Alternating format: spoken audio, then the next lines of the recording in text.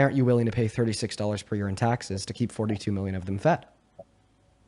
Because I met a lot of people who joined the military to get out of Section 8, to get out of poverty. And that's why I brought up the point of, if they're able bodied and healthy and do not have felonies, why not go join the military? That is the give and take portion of my stance. Because because like we need a diverse economy where individuals are doing different things. If everyone that was experiencing like poverty or was low income went to join the military, well, then our economy would inevitably crumble because our labor force would downsize. We would see that we would lose essential workers and like various sects. I mean, I don't think the solution here to anybody that needs assistance is to say, go join the military. If you go look at the military's manpower numbers, our manpower numbers are down over the past decade. That could also help our military front as well. Okay, but I don't think that we should force somebody to like risk their life in order to receive a hot meal. Yeah, that's like I said, that's the give and take portion of it. I mean, do you think that? Do you think that like in America, somebody should have to risk their life to feed their children? Personally, yes, because was risking my life to make sure they got that hot meal. Yeah, who forced you to join the military? Nobody. I did it of my own free will, but right. I don't think that we should be essentially forcing or coercing people into joining the military. I think that that is imperialism 101, and it is so totally immoral. Okay, forcing or coercing individuals into joining the military by like swinging food stamps, swinging like Social Security, swinging like Section 8 over their head is just terrible. 110% terrible. I mean, just like look at like the moral. One moment. To join the military, I said, why not go join the military? Oh, okay, so you said why not go join the military? So then this would be so this would be a question on a social level, not a question insofar as what our legislation should be. Right. So yes. I'm unclear if you're saying that we should take these benefits away from those that need them unless they join the military, or if you just personally ask them why not. I just personally ask people why not. Okay. So then why are we debating this? Because this doesn't seem to be a debate of policy. Okay. Yeah, you got me. It was just a topic that me and my wife were discussing, but thank you for informing me. And this is very important. Yeah. Well, I appreciate you for coming on that. But I mean, I could still try to answer the question, like, why not? It's just because some individuals don't want to. Like, some individuals have an interest, right, in the arts, in technology. Some individuals have an interest in going to college. Some individuals have an interest in not spending, right, their 18, 19, 20, and 21st years of life, going to boot camp and, training, at various facilities in America and on the global stage. Some individuals want to do that, and they should be able to do that if they want to. I just think that obviously because of conflicting interests and desires about what somebody wants to do with their life and their personal freedoms, liberty, so on and so forth, by the way, which you should agree with, that maybe they just don't want to.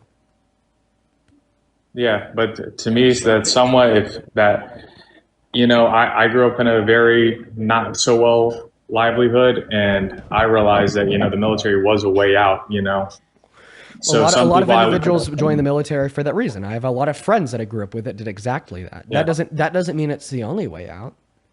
No, it's not. But I'm saying that is a liable way out for people who are willing and able. But like you said, the willing part is a choice. It's also a choice to accept what comes along with joining the military, like the potentiality of being deployed and dying overseas. Yes, like I said, it's a give and take. Right, but not everybody is willing to accept that take. Yep, which sucks. Well, it doesn't suck. I don't think it necessarily sucks. I think what it reflects is just the fact that we exist in a diverse country where individuals have like different interests, different desires, and different plans for their own life. I agree, but this is awesome. Thank you for finally. My wife's been waiting for me and you to talk, so thank you for the time. Okay, yeah, you take care. You take care. All right, folks, for the 14,000 people hanging out with us on TikTok, if you're on YouTube, this won't affect you. The YouTube goes unaffected. We actually have to restart the stream, and I'll tell you why real quick. When we had that guest up that was like, I don't care about the H cost, I think I called him some mean names, and I got myself a flag. Yeah, I think I was like, oh, you're so STUPID. Oh, you're an IDIOT. You know, so I got us a flag. We need to restart the stream or else I'll possibly be banned. So we're going to go ahead and do that right now, folks. The restarts only take 5 seconds. I'll actually go ahead and tell you how to come back right now. You should see a red follow button in the top left-hand corner of your phone screen. Go ahead and hit that now so you'll be able to find this following list on your you'll be able to find this live on your following list. We have another 3 hours of debates, folks. If you're already here, that means that you're interested. So don't go away. Come on, right on back. Hit that following button. And I'll actually also go ahead and show you guys a quicker way to come back. And we're back. We used the restroom and we washed the hands. Quite frankly, look at us go. All-time record, okay? All right, we're I'm not gonna make a joke about that. Anyways, we're back, folks. For everybody tuning back in on TikTok, welcome in, guys. Super duper good to see you all. Make sure that we're double tapping away on that phone screen. Shout out this live with a handful of friends. You already know it, folks. Awesome. Let's go ahead and hop back into those debates, guys. Joining that queue on TikTok. If you are an American adult that supports Trump as president, we'll get you loaded up in here. A couple people to thank here. Thank you, guys. Seriously, so much for the love. Let's go ahead and load up Venmo and PayPal. A couple people to thank. All right, here we go, guys. First person to thank. Thank you so much for the $10, Joby, over on Venmo, who says, my mother supports Trump because of his EO14330 and how it benefits her 401k. Is there an argument against this? I'm going to have to look at the EO. I'll actually do that multitasking with the next guest. Thank you, Joby.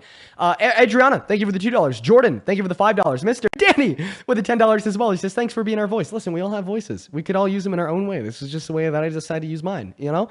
Thank you for your voice, Danny. Thank you both for the $10. And then, oh my goodness, Jessica, thank you so much for the $150 donation on Venmo. What is going on today? Seriously, we've been live for like an hour and you guys have just been like so unfathomably kind today. Thank you so much for the love, Jessica. Guys, I went to see 2,000 Jessica W's down below. Thank you for your kindness and your generosity. It is completely undeserved. Thank you. I really appreciate you, Jessica. Jessica with $150 says, for fighting the good fight. Jessica, thank you for being here. I really hope that you enjoy this stream, and thank you for the $150. And then Jonathan, thank you so much for the $25 over on Venmo. Thank you so much as well. Who says, I seriously can't believe we have so many people who are so morally corrupt. Hang in there, Dean. You're making a difference debating. I appreciate you. I appreciate you too, Jonathan. Good to see you, man. Thank you for the $25. Then Mary with the 10 saying, horribly stressful day at work at the hospital. Thank God I have you to listen to on my commute home. Mary, it's good to see you. You hang out with us every day. Good to see you. And then Steffi, thank you so much for the $25 over on Venmo. That is EFFI, who says it might be a rough one today, Dean. All the best to you. Keep up the good work. Yeah, Steffi, it's definitely turned out to be a rough one today so far. Thank you so much for your kindness. We are all caught up over on Venmo. Over on PayPal, please show some love to those donors. Harold, thank you for the $50, my man. It's so good to see you. Thank you, thank you, thank you. Wow, dude, Harold with the $50. Let's get 500 Harold W's. Says teachers and nurses have to pay for an education and training. Military and police do not. Teachers and nurses are unable to pay off their loans and need help. Those military dudes then vote against forgiving those teachers and nurses loans. I think that you bring up a good point, Harold. I do. Thank you. Thank you so much for sharing your wisdom with us. Thank you for the $50, my friend. As well as Nicole for the 2, Brandy with the 2, Hardick, thank you so much for the $2 as well. A couple more people here. Bella, thank you so much for the $30 over on PayPal. Thank you, Bella. And Bella says, Bella, keep at it. From a victim of CSA, it's so important to inform anybody MAGA and change them. You can say this if you like. Well, first and foremost, Bella, I'm really sorry that you're a victim of CSA. No one deserves to go through that. And that's a fucking obvious. But thank you for being here, and thank you so much for your kindness and your love. Please show some love to Bella down below. Seriously, thank you so much. And George, thank you for another $30 over on PayPal as well. Show some even more love to George down below, who says, as Jesus commanded me to be charitable and love everybody, not like these MAGA fake Christians. Thank you so much for the love, George. Thank you, thank you, thank you. Let's go and get that next guest loaded up into the box right now. Thank you for the Galaxy over on TikTok as well. Hop inside of that queue if you are an American adult that supports Trump as president. We'll get you up here. We'll have a conversation. Please don't break the rules, guys. We're only looking for debates. If you're a troll, if you're a liberal, just stay out of the queue so we can stay focused on these conversations. I'm going to go ahead and assume that you don't want your camera to be on, and that was an accident. I turned it off, Casey. You're all good. Are you a Trump supporter? Yeah, I did vote for Trump. Casey. Okay. All right. Can I just say before we start this, I am a fan of you regardless of, what I believe. And I just want to say right now, I am a part of the group of people who have stepped away from the support of Trump. I did vote for him, and I don't necessarily disagree with my choice, but I wouldn't say I'm a supporter. And yeah, I just want to start with that. But thank you for letting me join. I'm a fan of you. Well, I think the one part I'm really honing in on there is that you don't disagree with your choice. All right. I mean, let's see if I can connect the dots very easily here for you. Okay. You said that you stepped away from your support from Trump today, likely surrounding the Epstein files. Correct me if I'm wrong. Why doesn't that make you disagree? No. Oh. No, What? it was kind of the stance on Israel and his relationship with Netanyahu. So I think Okay. that's So kind of what shifted my views. But I'd say ever since 2019, I've been doing. why don't you regret your vote for him? Why don't I regret my vote? Yeah. So I would say that I honestly just wanted, who I thought would be the best option. I am a conservative. I'm a Republican. I do believe that in the other option wouldn't have been better for our country. Oh boy. Oh boy. Yeah. Okay. But, sadly we have a system where, if I chose to vote for anyone besides Trump, our only other option would be Kamala, which, would this is definitely put me still like willing it's definitely still calling of a conversation here. Okay. Yeah, I'm happy that you've stepped away from your support for Trump because he's pro-Israel, but simultaneously I think it's important to go through why you should regret your vote for Trump by just simply like detailing the differences between the two candidates and like what we would have had in this country today if you had changed your mind and made a different vote last November. So hopefully you can make better decisions moving forward. Okay. Yeah. If Kamala Harris was elected as president, then we wouldn't have a sitting president that was best friends with a notorious billionaire child sex trafficker, knew about his child sex trafficking, said and did nothing. If Kamala Harris was president, then we wouldn't have had a refusal from the president to feed the mouths of 42 million starving Americans, including 16 million American children, during the longest government shutdown on record, which probably wouldn't have happened in the first place if Kamala Harris was elected, since then we wouldn't see a strong push against subsidies to keep healthcare affordable for 55 million Americans. If Kamala Harris was elected as president, then the big, beautiful bill wouldn't have passed. 10 million low-income Americans wouldn't have lost health care. 3 million Americans wouldn't have permanently lost food assistance. And we rather would have had tax cuts for 121 million Americans in the low and the middle class, as it should be. And I could say much more. I'm going to go ahead and stop myself there so I'm not overloading you. So Dean, my question for you is, how did you feel about the $1.7 trillion that was demanded by Democrats to get funding for things that weren't necessary? Emily, thank you for the motorcycle. Like what? Yeah, so $1.7 trillion was demanded by Democrats. Can you agree with that? I don't know if I can, because the ACA subsidies would only cost $150 billion to extend over 10 years. Right, but there's more to that. There was $1.7 trillion. So what was the other What was the other $1.55 trillion made up of? What do you mean? What was the other $1.5 trillion made up of? Because just like I said, it would cost $150 billion to keep that ACA subsidy running for the next 10 years. What was the other $1.5 trillion constituted of, considering the fact that I thought it was the extension of those ACA subsidies that were relevant? Yeah, that was definitely included, but there was still, where are you getting funding this from? out. Yeah, so during the government shutdown, it was claimed that Democrats demanded $1.5 trillion in new spending. Who claimed that? Republicans. It doesn't really state House Republicans.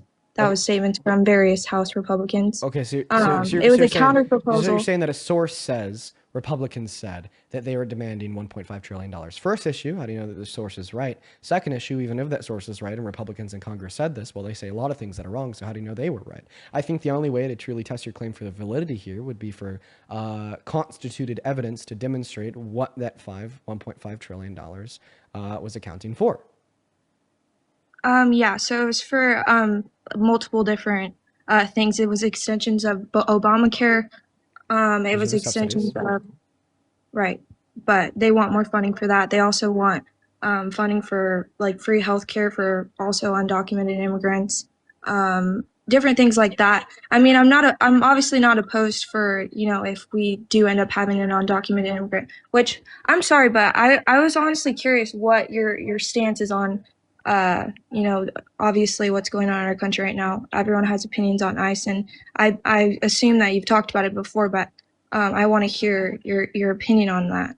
Well, before I give you my opinion on ICE, which by the way is negative, we need to address the misinformation that you just espoused. You said that the Democrats in government wanted trillions of dollars of funding to give free health care to undocumented immigrants. 1 trillion. This is pure, blatant, and obvious misinformation that you have succumbed to, which is very sad, but I'm grateful that you've joined the stream so we could have a conversation about it.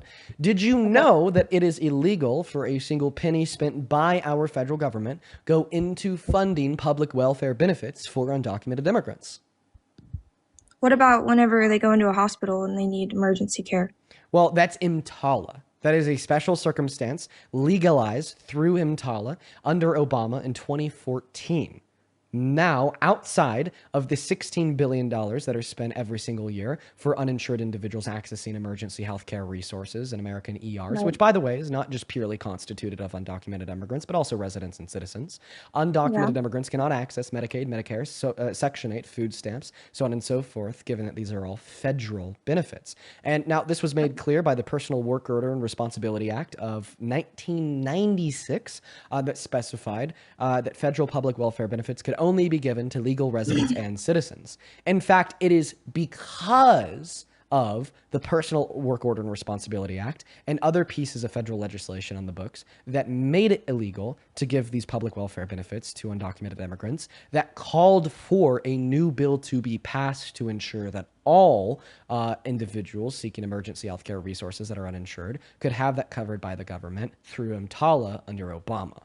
Right? But when you sit here and you tell me that the Democrats in Congress wanted over $1 trillion to fund healthcare for undocumented immigrants, point number one, you're not going to be talking about the annual spend through EMTALA on uninsured people in emergency rooms, because like that's funding that was already pre-approved and agreed on, not something new.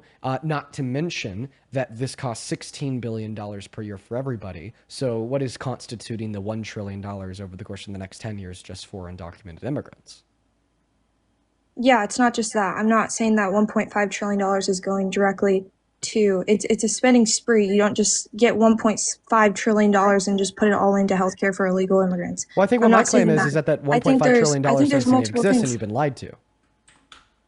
Right, but do you not agree that they do want extensions of Obamacare subsidies, which, I mean, no, well, that's what we already talked about. So the Obamacare subsidies to keep the price of Medicaid for those on the ACA low cost, earlier I said $150 billion over the course of the next 10 years. It's actually $200 billion.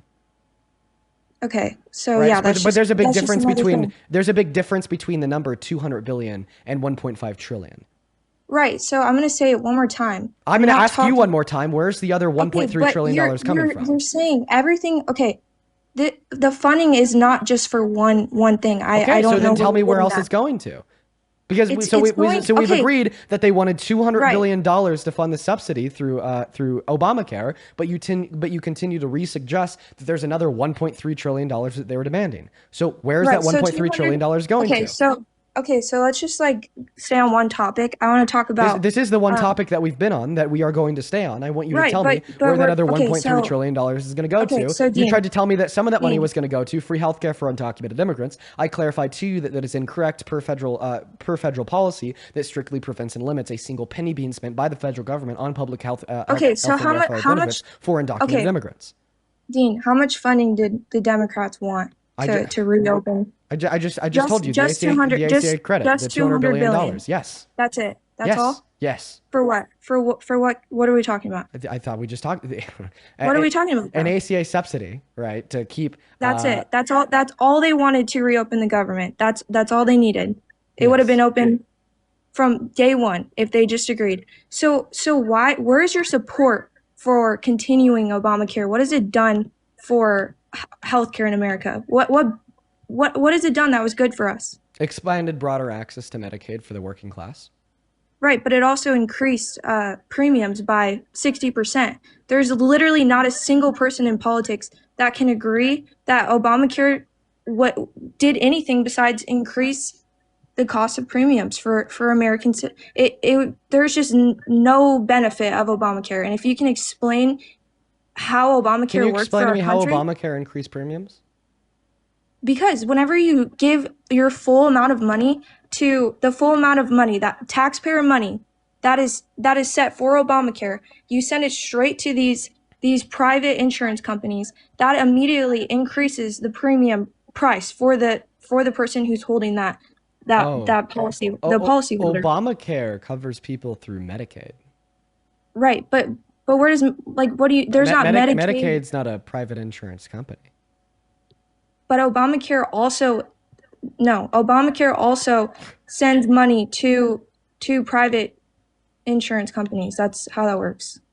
Where do you think it goes? If Obamacare, how do you think Medicaid works? So if Obamacare did give money to private insurance companies, why would that make the private insurance companies charge their clientele more, considering that their profit margins would be larger?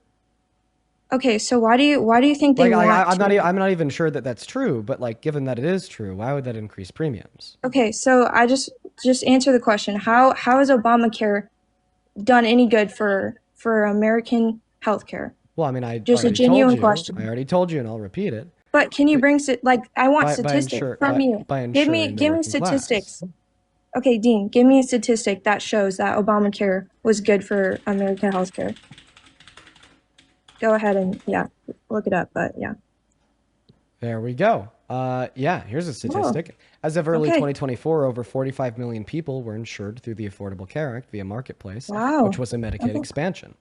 Right? So the good that this did, right, for this country was by giving, right, 45 million, right, American citizens, right, access to Medicaid, right, through this act that didn't have coverage prior.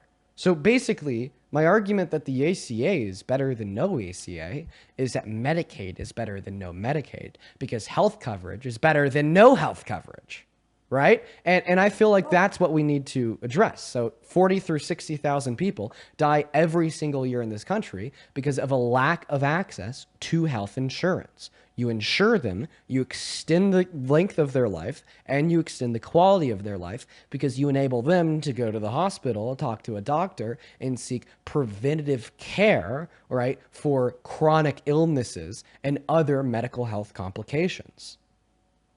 Now, the ACA allowed that access to be given to over 45 million Americans, particularly those in the working class that weren't covered under Medicaid before the ACA was introduced, right? And I mean, millions of these Americans exist. We just went over that figure. It's 45, meaning that many people reliant on the ACA to access Medicaid are watching this live right now. Okay. No, I agree. Right. So go ask them if it's a good thing for them to be paying monthly premiums of like $100 compared to $700. You know, like if these ACA subsidies are not extended, all right, the average family in Maine relying on Medicaid are expected to see a jump in their premiums annually of $16,000. Now, I understand that the ACA and Medicaid are not the best. Okay, we lag so far behind other developed countries in this world insofar as the health coverage that we offer to our constituents. Yet, Medicaid and the ACA existing are better than repealing them with no plan to replace them with something better, telling Americans to go fish or rather go die. Okay, so I agree. I want people to have more affordable healthcare. And what I'm saying is this was supposed to be an Affordable Healthcare Act, and it just didn't end up being that way. I mean, premiums have... That's a false claim that you have no evidence for. So, Dean, okay, are you hitting your vape right now? It's an anxiety pin. Okay, well, Dean, I want you to actually research this. You said that you were a fan of me, but not a fan of my anxiety pen.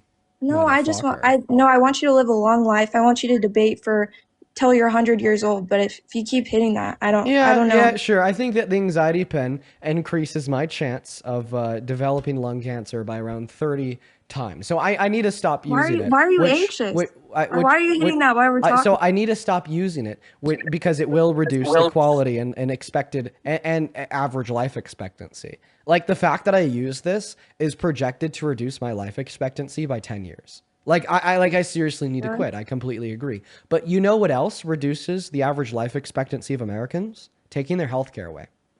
That's a fact. You Can got you me there. agree? Yeah, you got me there. Okay, so if you want me Yeah. to stop using this So anxiety pin, one moment. If you want me to stop using this anxiety pin, right? So my life expectancy is not cut short. Well, then you wouldn't support Trump because he's cutting the life expectancy of 10 million low-income Americans short by taking their right. Medicaid away through the big beautiful bill. That was a nice correlation. That was good. So yeah, I just want you to become aware that this is from John Hopkins Public School of Health, Bloomberg.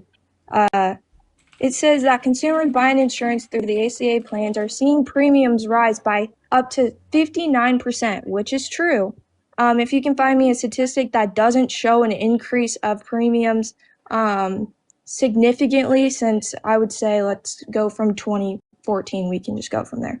If you can find me any evidence that it's, let's say, been, I don't know, not increasing by 59%, then you win this argument. But I don't think you can do that. Did you know that the average increase in premium payments for subsidized enrollees under the enhanced tax credit that the Republicans refused to extend, thereby causing the government shutdown, would be 114%? Right? So you're Okay, saying so you're saying that premiums have increased on average, okay, 56% since 2014. Right? But because of the Republicans refusing to fund this one ACA subsidy, right, in 1 year at one point in time, they're expected to go up by 114%. oh, it's going to go up by 114%? On average, right? According to, let's see here, ABC, you could go on Google, you could type in Obamacare enrollees will see premium spikes over 300%. Whoa, that's different from the 116% figure I just gave you. That's 3 times larger. As sign-up period begins, this will devastate us. Okay, so Referencing the expiration of the subsidy. can you give me like just your claim, but with like an actual number? Oh, I gave you the claim and I gave you the source. This is what I just did. 114? Is it 114 or 300? No, well, according to ABC, 300. I was wrong. Okay, so that just sounds like maybe we need to really go find a solid number. Maybe Well, after we this, just got one this from win. ABC. Solid, Where 300%. was 114 then? Well, I thought that's a number that I had saw somewhere else before. I guess I was wrong. Okay, so Whoops. It's actually okay, worse than what Dean thought. You know, that's meaning it's even worse for Americans. okay, so okay, I'm just confused by why you think more funding will, what will that do for ACA that like obviously hasn't worked? What do you think it'll do? Well, to state the obvious, it will prevent Right. premiums by going up by 300%. Okay, so why were premiums rising under the ACA in the first place? Because prices rise of everything, not just health insurance. But how does it go up by 59%? How would an Affordable Care Act that was implemented by, I don't know, it just doesn't make sense. How is it able to Well, rise that much I don't if it's understand. regulated? I don't understand the suggestion of the question being asked here. Why? How? How? I'm asking Because you. I'm asking you you. understand that individuals covered under the ACA, even though there has been a 59% increase in the price of health insurance premiums via the marketplace and dictation of said market. So maybe we should, Okay. Okay. socialize all healthcare. So it's not. One Dean. moment. Stop, dude. If you're gonna ask me a question, oh my goodness, I would really appreciate if you'd listen to my response. I gotta say, the biggest thing that people do that really grind my gears are asking me a question and not listening to my response. Right? Capitalism requires growth. Shareholders require companies to continue to expand profit. Okay? So of course we're going to see, right, rate hikes inside of the insurance industry under capitalism via the dictation of the free marketplace. All right? What you're pointing out here is something bad. The premiums that individuals are paying for health insurance shouldn't be going up by 59% in 10 years, right? Which in all reality is a legitimate argument for why we should socialize all health insurance, right? Compared to being reliant on the dictation of the free market causing price gouging. right? So the outcome of this position, right, isn't make a 34 count felon, predator tyrant president to take the system away, thereby causing a premium increase by 300% for the 55 million individuals that are on Medicaid through the ACA, and just completely taking the Medicaid away, point blank period, from 10 million of them over the course of the next 10 years, but rather to swing more to the left and figure out a better socialized healthcare system to ensure that individuals aren't paying an increase of 59% over 10 years. But if you think that a 59% increase in premiums over 10 or 11 years makes the ACA worse, well, then obviously a 300% increase in premiums overnight would make the ACA even more abysmal, correct? Could I get a yes or a no? No. You sound like an idiot. If you want to suggest that a 59% increase Dean, in you're premiums... gonna get... Okay, I don't want you to restart your live. Come Don't on, call me that. I'm sorry. I mean what I said. How can No, you how can you you're say that gonna it's have to wrong when restart. how can you say that it's wrong when premiums go up by 59% in 11 years, but it's not wrong when premiums go up by 300% overnight? Okay, so you genuinely are saying that overnight... No. I want you to just respond to what I said, please. Right, overnight, if the subsidy expires, yes, premiums go up by 300%. Yeah. Okay, so you said prices just automatically go up. Yeah, That's what because you that said ACA earlier. subsidy subsidizes Right. a So portion of this premiums are going. premiums. Okay, so this is your logic. This is what This you're is trying not the logic. This is the real world Okay. outcome. Okay. Also, you said 55 million people are on ACA. It's 45 million. Yeah. But you said that prices increase. That's what you said to me. Whenever that was your response to what I said. So you think these subsidies from Democrats, $200 billion, is how would you think that would fix the prices? Because from your response to what I said, prices just go up. It doesn't fix the prices. It keeps them from going up more. How does $200 billion keep the prices from going up more? Where is that money going to go? That money is going to go into subsidizing a share of the premium for the people relying on Medicaid through the ACA.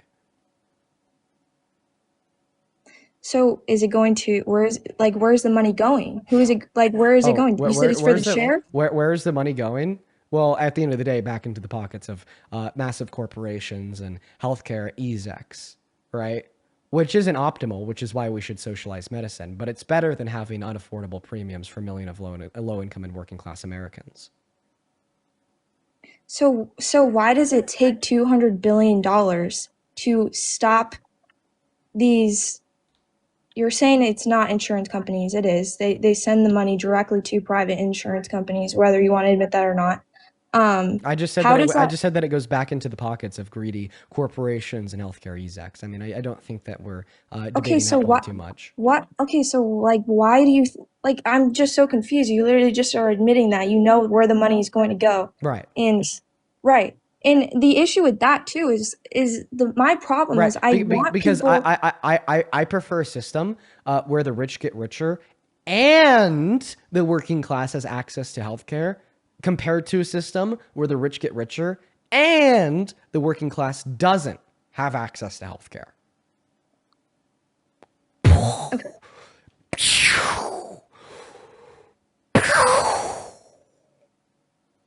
Okay, so let's just backtrack really quick. One more time. Okay, so you are admitting that the $200 billion is still going into the pockets of these people. The big corporations, healthcare execs, yeah, terrible people, yeah. Right. So we've had the ACA for a while now. We've seen the downside of it, the huge downside of it. So what is going to stop these same corporations from doing the exact same thing they've been doing all along? How are we going to regulate that so that now you're asking a secondary question unrelated to should the subsidy be passed, right? And that's a conversation that ushers in socialized healthcare. No, but that's a valid conversation for us to have. Okay, so but yeah, I just need to have you be able to concede the last conversation before we move on. Okay, what do you mean? Are you still asking me yes or no? Yeah, I need you to concede that the subsidy was a good thing because it helps keep the healthcare costs for millions of Americans lower. Or do you just not care about the working class and poor, like Trump, by the way? No, okay. Dean, I care. I want the prices to go down, and I'm upset with the prices Wait. If you want the prices to go down, right, then how about we start at what is immediate and attainable, which would be ensuring that this subsidy continues to be funded so the prices don't go up by 300%. Right? Like, listen, we can have a conversation all day, right, about why premiums have increased by 59% over the last 11 years on the ACA, right, due to, the nature of capitalism, increasing profits via the shareholders' interests and premium hikes from insurance companies and higher costs of healthcare in general via the healthcare system in this country, right? That's a good conversation to have. But before we have that conversation, let's just take one step in the right direction, which would be the immediate and the obvious fact that if these subsidies are not passed, then the price for healthcare will go up by 300% for 45 million Americans. Okay, so you're saying the second that $200 billion, why are you closing your eyes like that? Because this is just cringing me out. It's just like I didn't even get to say anything. which is why I didn't interrupt you. I just know what you're going to say. But go ahead. Like, I didn't interrupt you. Go ahead. No, but I'm genuinely asking, like, for the sake of this debate right now, I'm genuinely curious what you think $200 billion is going to do for the How are we still here? Why are we? Okay, how are but we still on this? You haven't explained it though. You haven't explained how this $200 billion is going to benefit anyone besides the corporate, no, for sure. the corporate people. I'll explain it one You're last saying time. you've already Wait. Could you promise that you'll pay attention this time? Dean, I'm paying attention. Oh, okay. Then I'm going to answer the question. Remember, Dean Withers. Dean Withers is about to answer the question. How would this $200 billion ACA subsidy benefit anybody outside of these large corporations? Are you ready to hear the answer to the question? Yes. Okay. Let me know when I have your full undivided attention. You've never lost my attention. Okay. Dean. I expect you to listen to every syllable of every word. Are you ready? Yes. Go ahead. The way this $200 billion 10-year subsidy will help anybody other than big healthcare corporations is by preventing a premium increase upwards of 300% for 45 million Americans in the working class. This is an obvious benefit that you need the sense of a toddler to grasp, since it only requires connecting point number one, which is increasing healthcare costs, to point number two, increasing healthcare costs are bad. Okay, so why don't we just spend that money and just, instead of the taxpayer money going straight to these private insurance companies. Okay, I'm going to kick you. No. I'm going to kick you if you don't address the premium increase for working class Americans. You have precisely 25 seconds to either address that point or get fucking booted. BOOTED. Where is this aggression coming from? I'm genuinely... From the fact that I've repeated this silly shit that a 3-year-old could understand about 1 billion times, and every single time I repeat it, you don't get it, and you want to talk about something else. But every single time I brought this up, you've just pivoted to talking about the same other thing. Every single time. It's getting annoying, okay? Like, listen. We've had like 1,000 people leave in the last 2 minutes. You understand that, right? 1,000 people have left this live because they cannot understand, right? Like they're just not here for like this bullshit. They're not here for like this like obtuse and willful ignorance. Okay, like you have to be able to address this. Like I understand, right? Let me try to calm it down a little bit. I understand that humans have this silly little quirk where they don't like to be wrong. So when they are wrong, they try to find some way to internally justify it. And one way that a lot of people will do this on my live is they'll find themselves repeating again. Okay? Right. You don't like the answer that I'm giving to your question. How does this subsidy benefit anybody other than big corporations? Because the answer that I'm giving to your question is true. The answer that I'm giving to your question is undebatable. The answer that I'm giving to your question can't be refuted, right? And because you can't refute the answer that I'm giving to your question, you will instead repeat the question. And you'll do that all day. Dude, if I left you up here, you do that all day. You don't even know that you're doing it.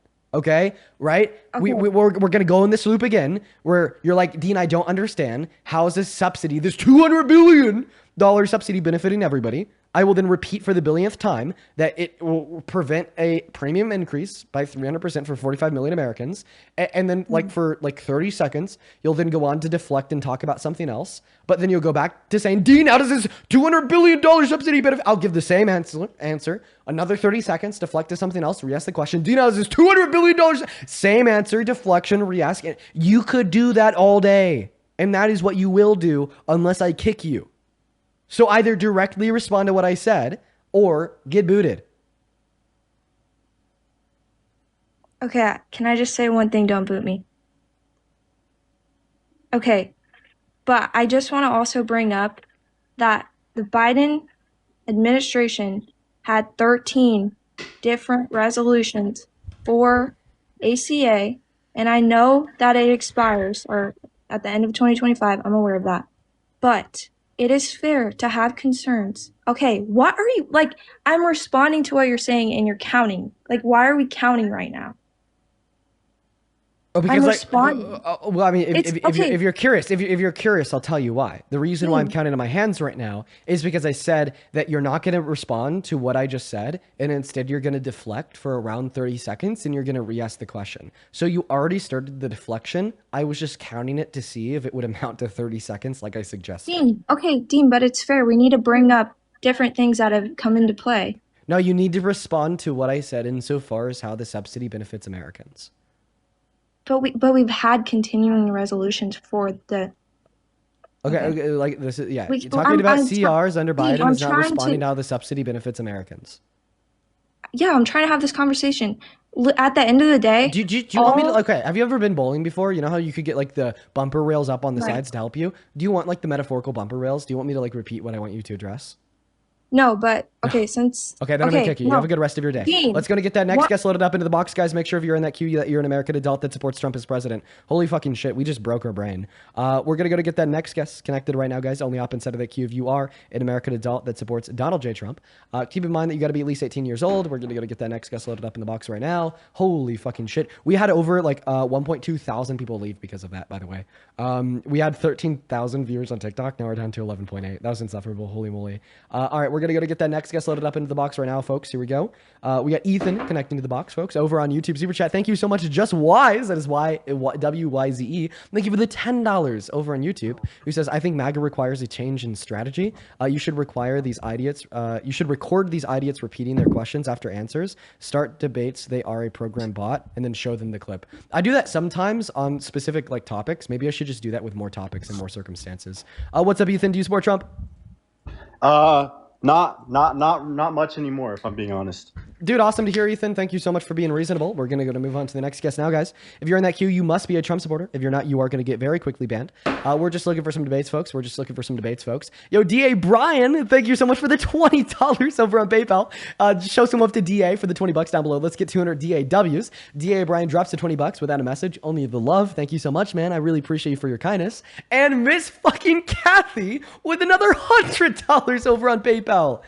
Dude, thank you so much, Kathy. Thank you. Kathy with a $100 says, thank you for being so articulate. You are one of my favorite people. Kathy, thank you so much for showing so much love. You hang out with us in here every day, and you continue to drop, like, insane, like, genuinely insane fucking donations. Just know that I really appreciate you, Kathy.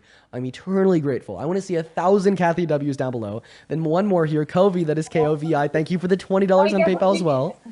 Who says, hey, love your streams, active duty military here. We signed the contract so people have the freedom to choose what they want to do. That's absolutely right. Thank you, Kovi. What's up, Michael? Do you support Trump? What? Do you support Trump? Yes. You have a lot of background noise, man. What can we do to mute that? Sorry, hold on 1 second. Sorry. All right. Yes, I support Trump. Much better now. Okay, man. Why do you support the worst president, the worst predator president of your goddamn life? Why is he a predator? Why is he a predator? He was held civilly liable for the rape of E. Jean Carroll. He boasted about sexually exploiting naked little girls and naked adult women to Howard Stern in 2005 on his radio show. And he's named in the Epstein emails. Epstein said that, of course, Donald Trump knew exactly what he was doing to those girls, meaning that Donald Trump was best friends with one of the largest billionaire child sex exploiters in modern American history, knew he was exploiting women and girls and did and said nothing, and has been lying about it to us for the last 20 years, on top of many other things as well, like telling a 10-year-old girl that he'd be dating her in 10 years, sexualizing her in the 90s, saying that he'd be dating his own daughter if she wasn't his daughter, calling her a hot piece of ass, agreeing with Howard Stern when he suggested that, and many other examples, but I think we'll start there. Okay, the Howard Stern interview, was it specifically young children that he was talking about? It was women and girls. So it was 15-year-olds through 25. Are you sure? Yep. Okay, so he never said children. He said it was backstage. He never said anything about a dressing room. He said people were getting dressed at a, was it Miss Universe or a beauty pageant? Okay. They would have their own dressing rooms. They would be getting dressed backstage. Oh. So you think it just happened to women, not to children? Yes. So he sexually exploited women.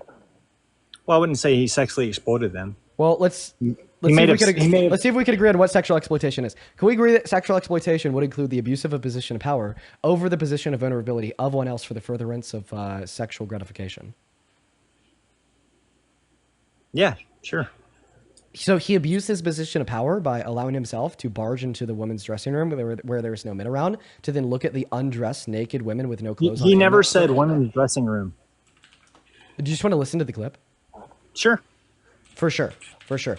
And of course, they were in a dressing room, considering the fact that they're getting dressed, they were naked, and there's no men around. That's what we call a woman's dressing room.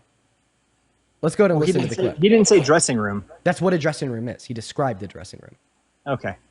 Right? Like imagine that we're listening to Donald Trump, describe a chair. He was like, well, I sat down on this thing with 4 long legs that had contact with the floor. And on top of these 4 long legs was a square-shaped platform attached to all 4 long legs. And on the back of that square-shaped platform attached to the 4 long legs was a rectangular piece of wood at a 90-degree angle attached to the square platform and the 4 long legs. And then I was like, Donald Trump was talking about a chair. Then you were like, but he never said chair. That was a decent impression. But let's go ahead and listen to what Donald Trump said. In my country, we say hello with the vagina. And well, you could also say, as the owner of the pageant, it's your obligation to do that. So you have done that. Now, I'll tell you the funniest is that I'll go backstage before a show. Yes. And everyone's getting dressed and ready and everything else. And, no men are anywhere. And I'm allowed to go in because I'm the owner of the pageant, and therefore I'm inspecting it, Oh, shit. There we go. He said I'm allowed to go in. Go into a space where there's naked women with no men around where they're getting dressed, women's dressing room. Let's go ahead and continue to listen, though. I'm inspecting. I want to make sure that like everything is good. You're there. Yeah, the dress. Is everyone okay? They're standing there with no clothes. Is everybody okay? And you see these incredible looking women. And so I sort of get away with things like that. There you go. When was that clip from? 2005. How old were you in 2005? I was 1 year old. You were 1 year old in 2005? Yeah. Okay. Well, I mean, the context of things change over time. Yeah. So let's contextualize sexual exploitation in 2005. What I'm saying is things are considered appropriate at different times in history. Oh. Like for hundreds of years, people use the N-word. Okay. Talk about black people. Okay, so if your mother came to you and she said, in the 90s, I was getting dressed in a changing room with no men around, and I was naked, then the owner of that changing room barged in unconsensually to look at me while I was naked, and then your mother followed that up by saying, hey, I got sexually exploited. You'd respond to her by saying, guess what, mother? You actually weren't sexually exploited. Right. I don't. One moment. I don't care that you're. One moment. I don't care that what you're explaining to me is a man abusing his position of power over your position of vulnerability in furtherance of unconsensual sexual gratification. In mere virtue of the fact that it was the 90s, it's not sexual exploitation. Right. This is like saying, right, because 500 years ago, 50-year-old men would marry and not engage in sex, rape, like 12-year-old girls at mass globally, that wasn't child rape because of the time. Or arguing that enslavement wasn't enslavement, but rather just the norm because of the time. Go ahead and unmute. I muted you because you interrupted me, but I hope I debunked your silly little shit point. Oh, okay. Well, what I was saying was that things are appropriate depending on what time they're in. Obviously, marrying a 12-year-old is wrong, and we can all agree that that's wrong, but hundreds of years ago, that wasn't wrong. It's still not wrong in multiple countries across the world, but morally, that's wrong. Everybody would agree that. So you would argue that you think if a man were to rape a 14-year-old, 12-year-old girl 500 years ago, that was not wrong. No. Of course it was wrong. Thank you for your concession. Rape is wrong. But child marriage isn't? Of course it is. Okay, so then if a man were to marry a 12-year-old girl 500 years ago, that would have been wrong, right? Yeah. So if a man were to unconsensually barge into a woman's dressing room to unconsensually look at them while they're naked 20 years ago, that would have been wrong. Yeah, I mean, of course it's wrong if you barge into a dressing room. He was on a show that was, okay, what is the Howard Stern show known for? Being like sexually explicit. Yes, exactly. Yeah. He was on a show. Yeah. What is Chris Hansen known for? Catching predators. What's your point? All right. Well, I think my point is that you don't have one. Okay.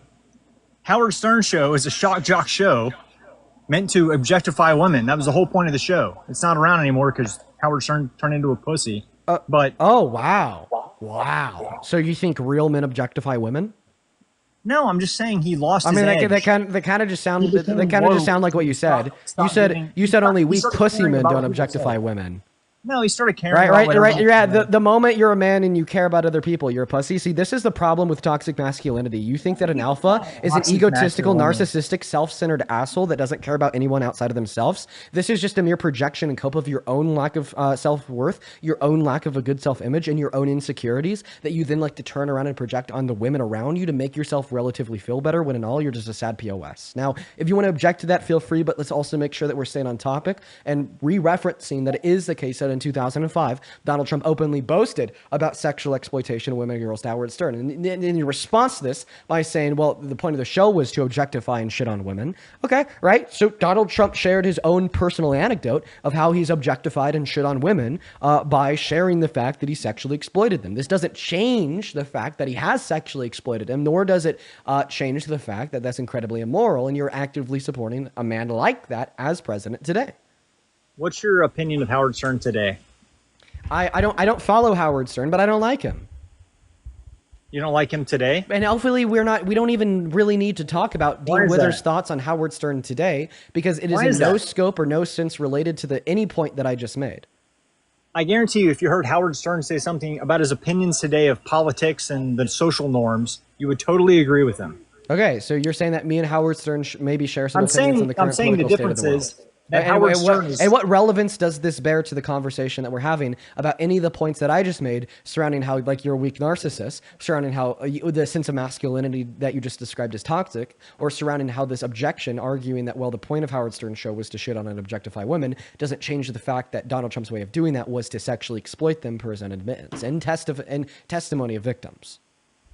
What I'm saying is Howard Stern today you would agree with, because he has come out and what I'm saying is that you're pivoting for his past sins. People aren't the same today as they were, what, 20 years ago? Okay, so the new argument is that you do accept that 20 years ago Donald Trump sexually exploited women and or girls, but you just think that he's different today? I'm saying today that 20 years ago Donald Trump said things that probably, in today's standards, would be considered sexualizing women. Whoa. Not I think that we just need to get a very clear answer here. Do you agree that he sexually exploited the women and or girls at Miss Teen USA and or Miss USA? No, there are no girls. What girls are you talking about? Okay. We'll move on. I didn't hear girls in that interview you showed. I didn't hear the word girls ever. About the conflict a little bit later on. The question is, how can it not be construed? No, I mean, some of these foreign girls, Mr. Trump in my country. Thanks. Okay, that was Howard Stern saying girls. All right. Well, we'll get on. I'll get on to giving you the evidence that he did this to teens at Miss Teen USA in a bit. I expect that there will be a lot of sophistry involved. But just to make this simple for now, okay, he only did it to women. Once again, just for the intents and purposes of this conversation, he also did it to teens. I'll give you the evidence in a bit. Do you accept that he sexually exploited those women? No. Okay. All right. Why not? Considering the fact that you agreed that sexual exploitation would include the abuse of a position of power over the position of vulnerability of one else and the furtherance of unconsensual sexual gratification. And I explained to you that that's exactly what Donald Trump did when he abused his position of power to allow himself to barge into that space without the consent of the women in that space, and the abuse of their position of vulnerability. Of course, that being that they felt comfortable and vulnerable enough to take their clothes off, to be naked, to put new clothes on, since it was a woman's only space, and how that does indeed amount to a perfect parallel of the definition of sexual exploitation that you agreed to. I expect a cogent and intellectual counter-rebuttal to that argument. Of course, I don't think that you'll be able to give one to me because one doesn't exist, and this is all pedantic sophistry that ultimately paints you to be a potential threat. Okay. Let me ask you a question. If I don't a want a bunch question, of I want gay a men were response. back, I don't want a question, I want a response. Gay men are costume designers and people that would be in dressing rooms, right? Women don't feel uncomfortable if there's a gay man around because he's gay, right? So if a straight man is back there, what's the difference? Okay. Wow. So point number one, the difference in this scenario, if there was gay costume designers, right, backstage with the contestants of Miss USA helping them put their makeup on. They often are. If there was, right, well, the difference in that scenario would be consent. Right? The fact that the women consented to having the gay costume designers back there to help them do their makeup, so on and so forth. And they did not consent to Donald Trump going back there. But of course, this is now a detachment from reality, considering the fact that in that clip, Donald Trump said there was no men there. Did he say that? Yes. Oh, okay. Well, on you. I still don't think he's a misogynist who sexualized women. Oh, well, it'd be sexual exploitation. Sexually abused women. I don't think it'd be a sexual exploitation of women. Well, I want you to listen. The man who runs the pageant comes backstage while they're dressing. I don't think that's sexual exploitation. Sexual exploitation is like, hey, let me sexually abuse or sell a woman sexually. That would be sexual exploitation. I don't think walking backstage when a woman's undressing would be sexual exploitation.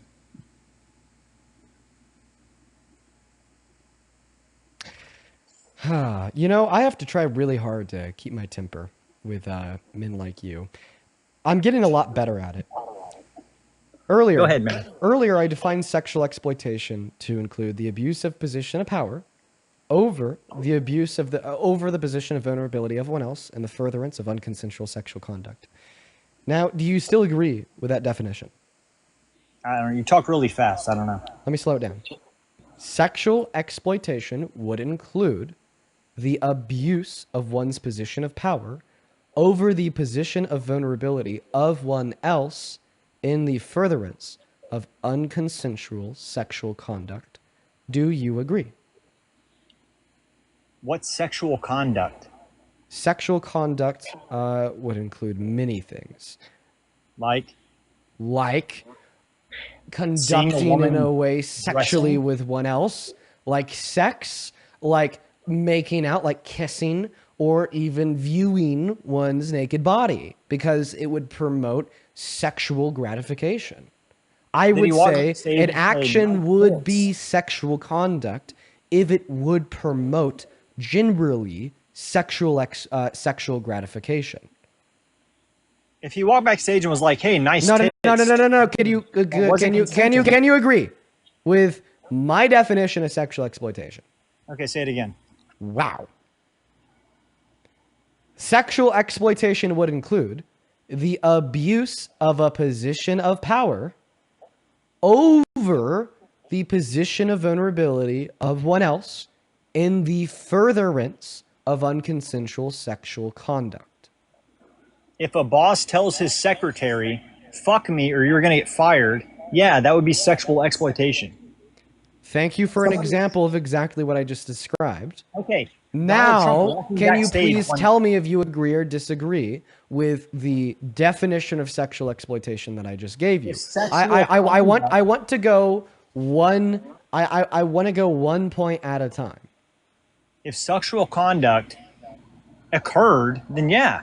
Do you think that viewing one naked, right, in this sense would be sexual conduct? No. Okay, so if you don't think that the viewership of somebody naked in this sense would be sexual conduct, I'm going to use your analogy against you. Okay? You said if a boss said, fuck me or you're fired to a secretary, that would be sexual exploitation. What if the boss said, let me see you naked or you're fired?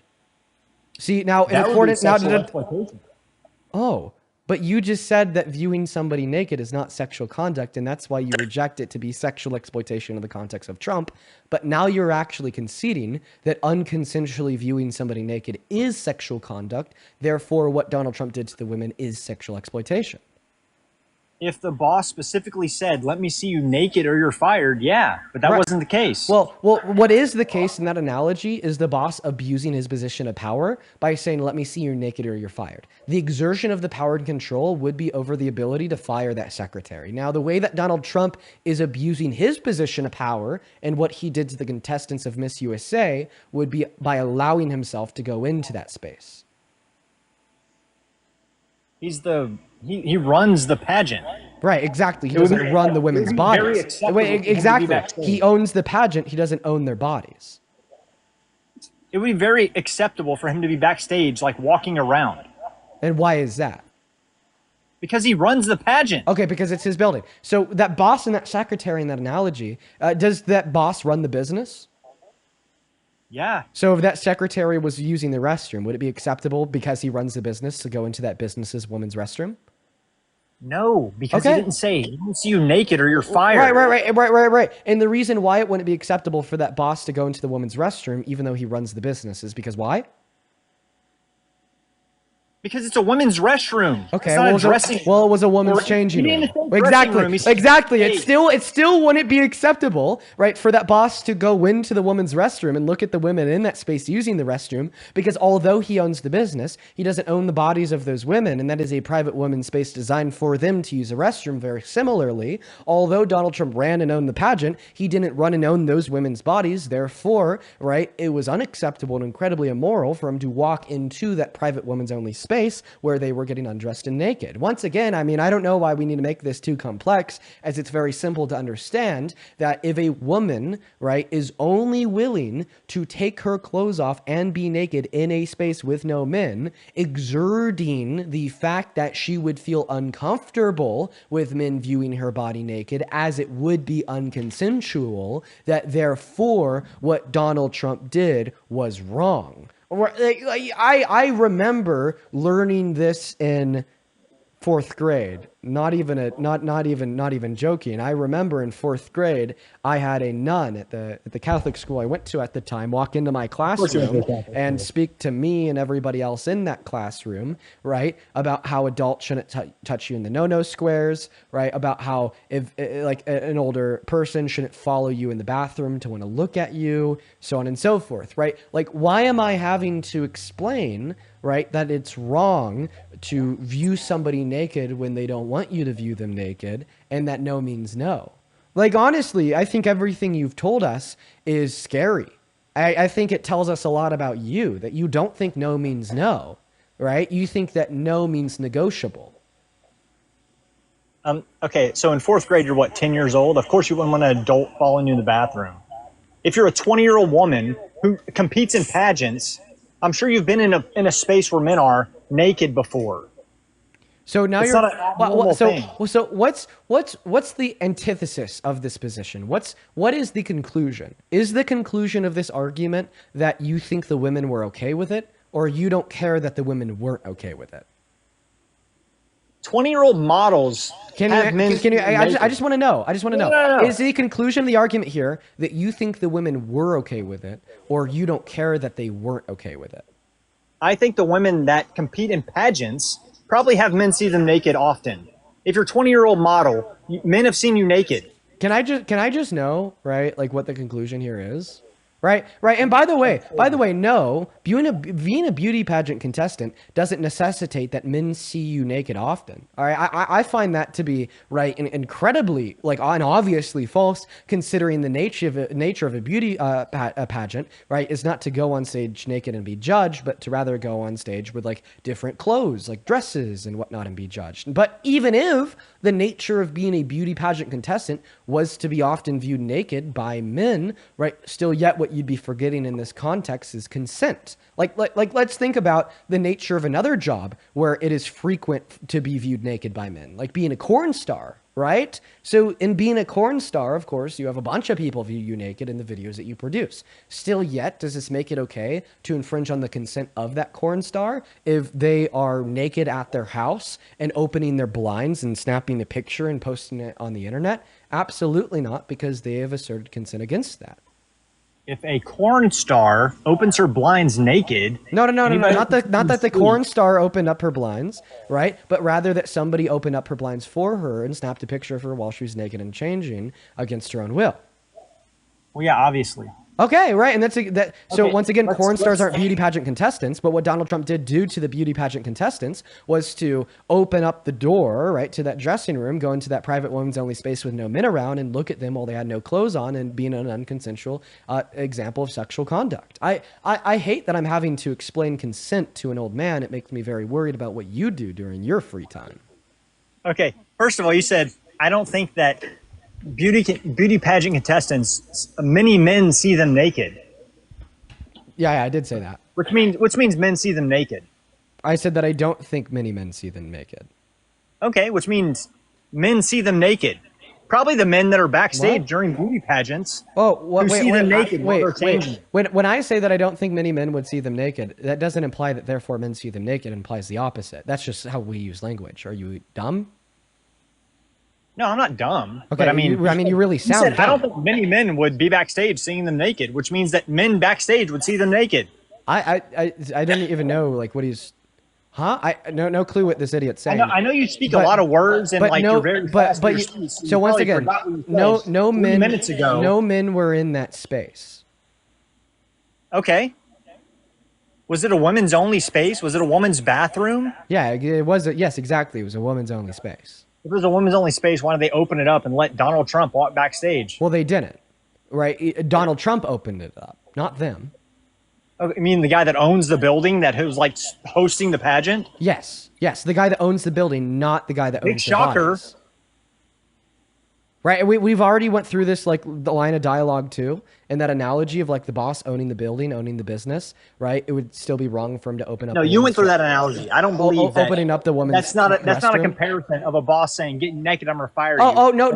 The analogy, no. The analogy was the boss owning the building, owning the business, having a female employee, then following her into the restroom unconsensually. Using your logic, that would be okay since he owned the building and owned the business.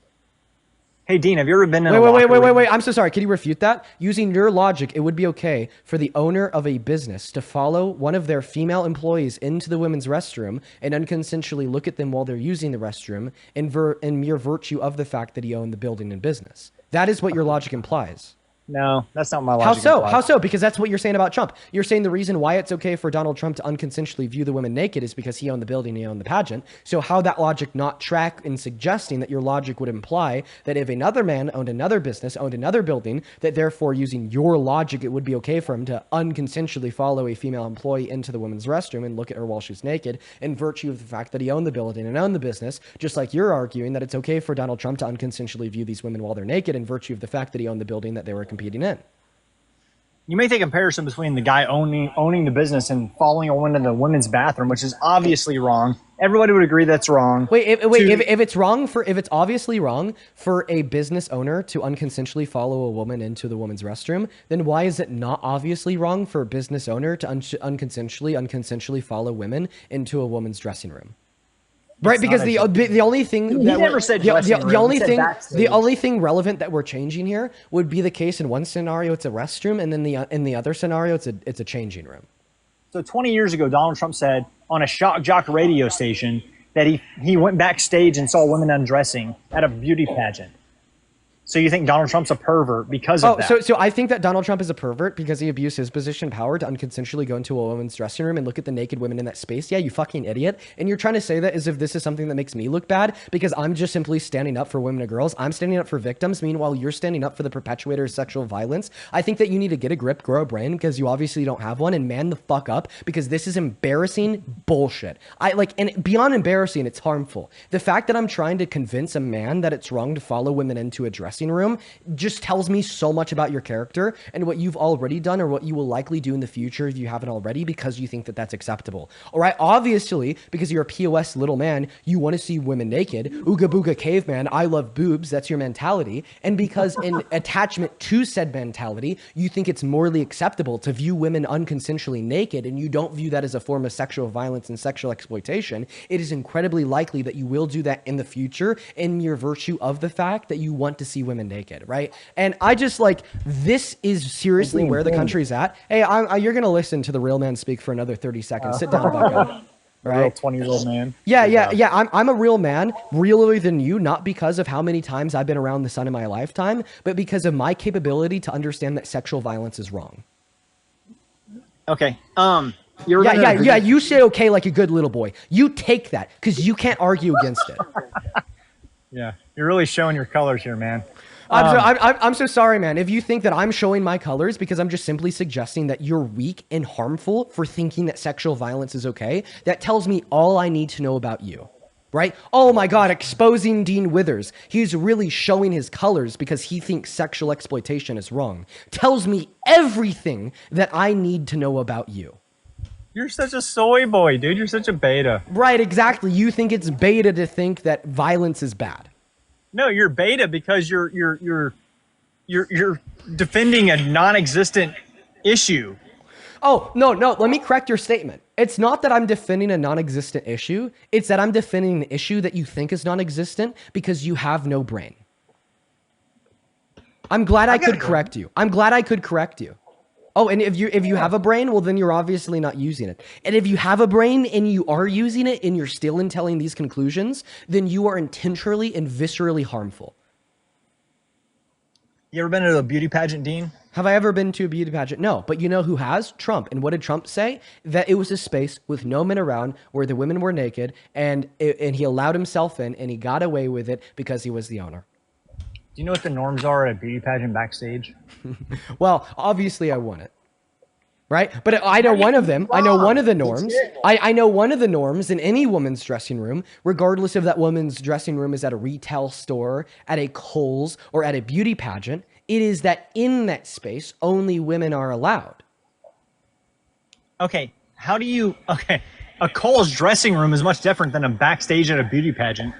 I don't think that a Kohl's dressing room is too much different from a beauty pageant dressing room in the you've never relevant been to a sense beauty that these are pageant. spaces for women only where there's no men around.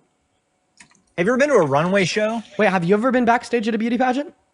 Of course I haven't. Oh, okay. So then what the hell would you know? What the hell would you know? Peter, appreciate you for the flying jets. Yeah, you've never been backstage at a beauty pageant, right? Yet you're suggesting that I don't know what I'm talking about because I've never been backstage at a beauty pageant. How about this? Let's see if we could agree on one thing. So Miss Arizona spoke out in 2001, and she said, swipe in and out of the app because your shitty ass is a shitty echo. Right now. Swipe in and out of the... Okay, it's gone now. So how about that? So see if we could agree on this. Miss Arizona from Miss USA spoke out in 2001 and said that Donald Trump walked backstage, okay, while she was naked and looked at her naked body, right? She also spoke out and talked about how this was unconsensual and she really didn't like it because it was unconsensual. Can we agree on the basis that Donald Trump was viewing the bodies of these women unconsensually? If that was true, then yes. Is it ever okay to view the naked body of a woman unconsensually? Well, it depends on the circumstance. I would say that consent is given. If What the fuck? Wait, let me repeat the question. Let me repeat the question. Wow. Wow!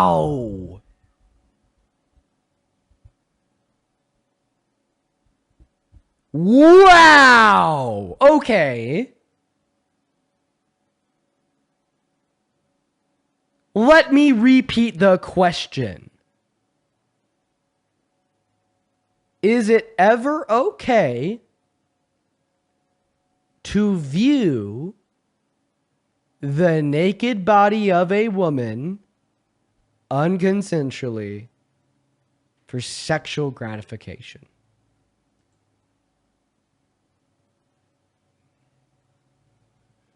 Unmute. I sent you an invite to do so.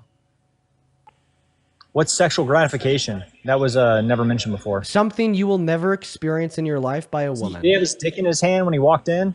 Sexual gratification is something that you will never experience in your life from a woman because every individual you have pursued filed a restraining order less than 24 hours after originally meeting you.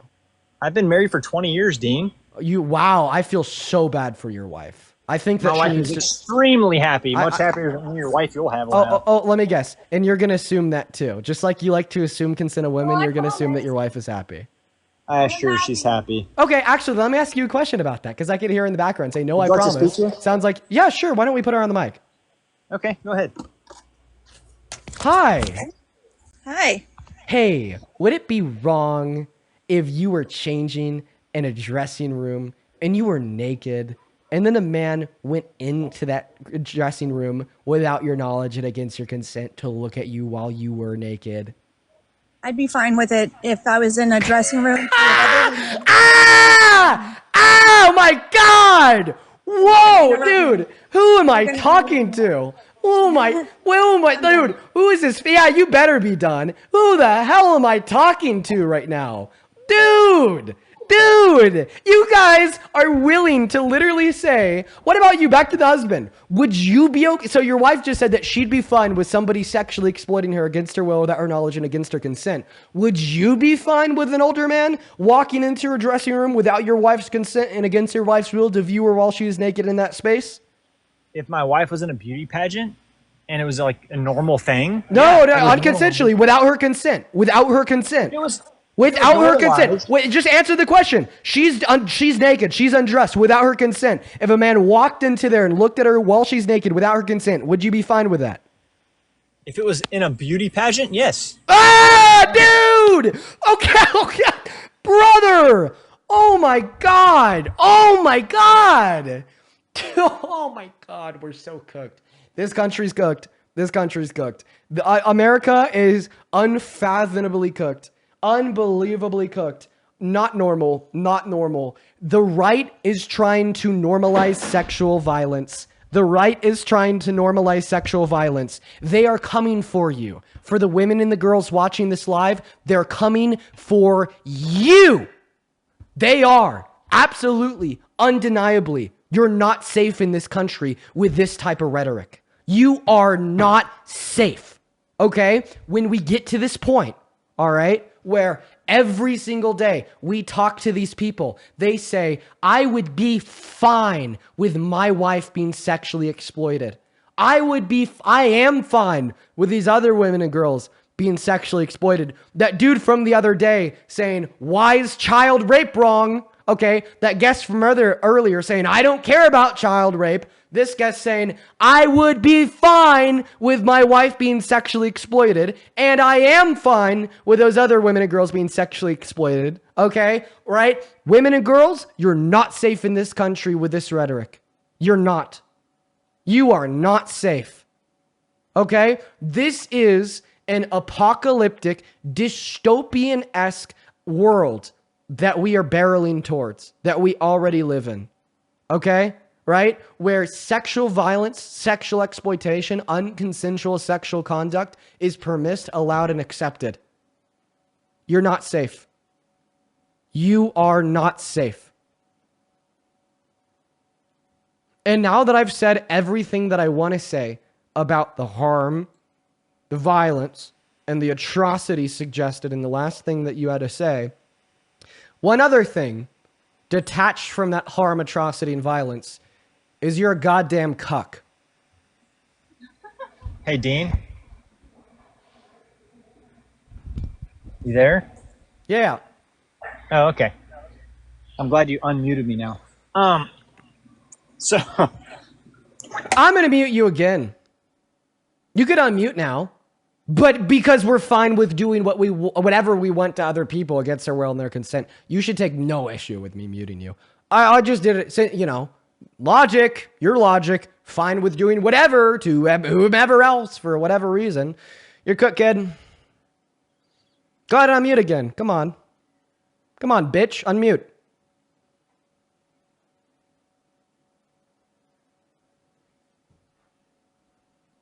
Unmute.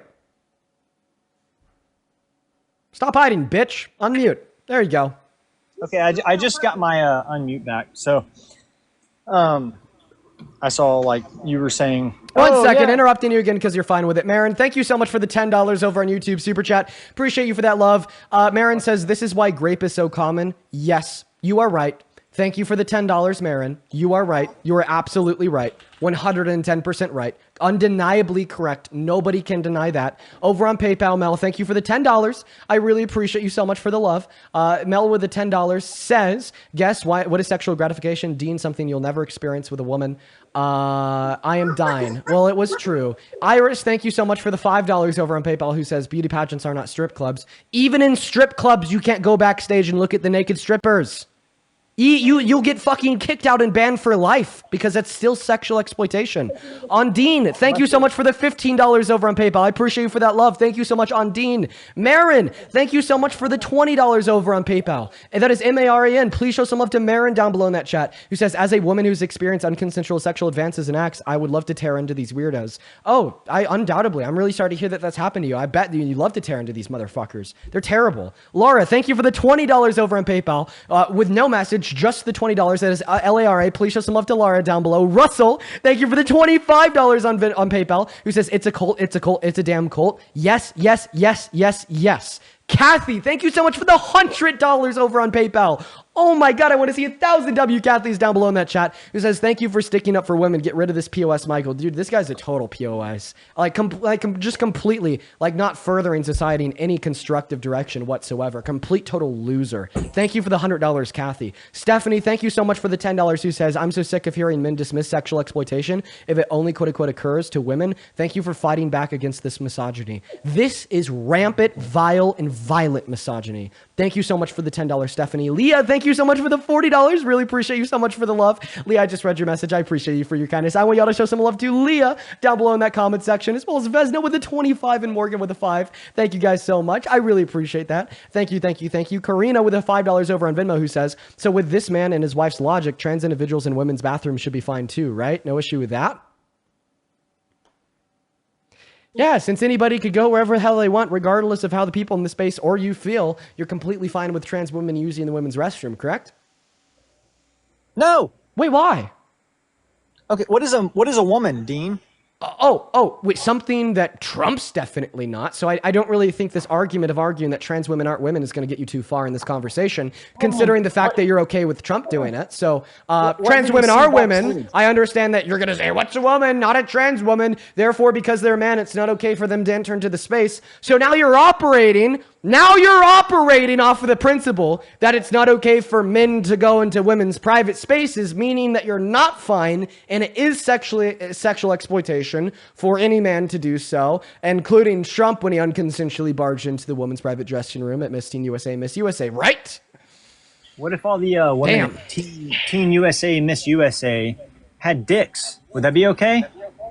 Okay, well, it's definitely an interesting question, but no, it wouldn't be okay. What? So, what's a woman? What is a woman? A woman, according to my perspective, now you're not going to like this, you're going to crash the fuck out, would be... Without using the word woman. Oh, yeah, without using the word woman in the definition, a woman is an adult human individual that would hold to the social categories typically prescribed to the female sex. Now that we've... Oh, no. So I don't think that gender identity would be rooted in biological sex. But you're using this as a pivot. Because remember, I want you to respond to the point that I just made, right? You're arguing that it's not okay for trans women to go into the women's dressing room or restroom because you think they're men, right? They are men. So you're operating off of the principle that it's not okay for men to go into women's only spaces? If a woman has a dick... Wait, I just want to clarify. Are you operating, yes or no, off of the principle that it's not okay for men to go into women's only spaces? It's not okay for a man with a dick to go into a locker room or a bathroom. Got it. Is Trump a man with a dick? He didn't go to a locker room. Answer my question. Is Trump a man with a dick? Answer my question. Answer my question. Answer my question. Answer my question. Is Trump... Dude, no. Answer my question. Is Trump a man with a dick? Did he go into You're definitely not answering my question. I'm asking, you know I'm right. That's why you're not going to answer my question. My question is Trump a man with a dick? Of course he has a dick. Jonathan, thank you so much for the sports car. Okay, and the reason why you said it would be wrong for a man with a dick to go into a woman's locker room is because there's naked women in that space, right? Yeah, naked women that obviously don't consent to being in there. Okay. So there's naked women in that space. Therefore, it's not okay for the man with the dick to go in there. In the clip I played you from Howard Stern's show, Donald Trump says that there was naked women in this space with no men around, meaning it wasn't okay for Trump to go in there. You idiot. Oh my God, your brain cells working overtime just to deny common sense. I honestly, if reincarnation would be true, right? Dude, oh my God, I would do whatever I possibly could to expand this lifespan to the ultimate maximum so I could prevent even spending a second in your sad, sick, pitiful body. You absolute deplorable POS. You are wasting carbon emissions and perpetuating unnecessary climate change by breathing the oxygen in to exhale CO2 and speaking the words you are. There is no value that I could attain, right, from you as an individual, definitely in the context of this conversation. And wow, it is just incredible to see. It is incredibly pitiful, it is incredibly sorrowful, and it is incredibly harmful to every single woman and girl, because you are explicitly permitting the little cuck you are explicitly permitting sexual violence against women and girls because you think that Daddy Trump did it, therefore it's okay. Bow to the Almighty, kneel to the God of men, right? The sick, twisted 34 count felon that's passing regressive economic policy that's likely fucking you over as an average or low income American. Kneel to the Almighty. Do it some more, sir. That really hurt my feelings, Dean. Well, honestly, I don't think it did. I don't think anything can hurt your feelings, right? Because you don't... You're right, because I'm a man. I'm a little bitch. Of course it didn't hurt my... Right, yeah. Nothing could hurt your feelings. And the reason why nothing could hurt your feelings is because because in order to have your feelings hurt, you have to like introspect upon something that someone else said to you. And I just think you lack that ability, point blank, period. Nothing can hurt your feelings for the same reason you can't critically think. I am very empathetic, Dean. But women at a backstage at a beauty pageant are... Shut up. Got more people to thank. Kimberly, thank you for the $5. Appreciate you so much for the love. Vanessa, thank you for the $5 as well. Allison with the $5. Thank you so much, Allison. Sarah with the $5. Amanda with the $11. Thank you so much for the love. Amanda with the $11 says, could you please tell the weirdos that unironically using the term beta is the biggest sick to all rational women? Yeah. Lindsay, thank you so much for the $10 over on Venmo, who says, I would choose the bear over this man 1,000%. Make that 10,000%, Lindsay, and I'm right there with you. Thank you for the $10. Angie, thank you for the $5, who says, the guest is defending the equivalent of a male gym owner walking into the woman's locker room simply because he owns it. Yup. Jen, thank you so much for the $15 over on Venmo, who says, Ooga Booga, caveman, I like boobs, just made my month. Embarrass the beta again. Well, I hope you like what you just saw, Jen. Thank you for the $15. Matt, thank you. Allie, thank you for the $15, who says, many straight women don't understand consent unless you put them in the same hypothetical scenario with a gay man, then suddenly they get it. Please start asking this way when they debate what harassment / sexual exploitation is.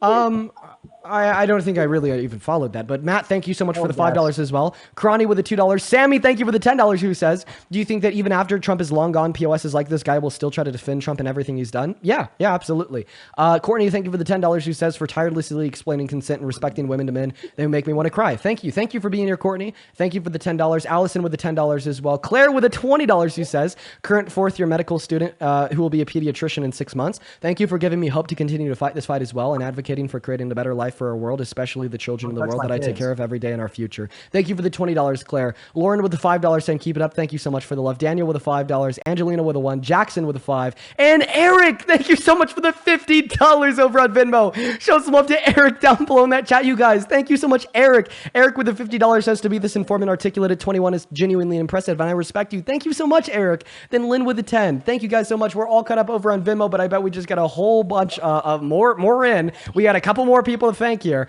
Do give me a second. Please do give me a moment here, everybody. Jen, thank you so much for the $1 over on Venmo. Dorian, thank you so much for the $20 over on Venmo, who says, please get this guy out of here. His exposure to the world has been enough. That's going to be coming soon, Dorian. Thank you for the $20. Show some love to Dorian in that chat. Sarah with the $10 who says, I was raped by a guy like this when I was 14 and he was 20. The normalization of sexual exploitation makes my experience far too common. Fuck this guy.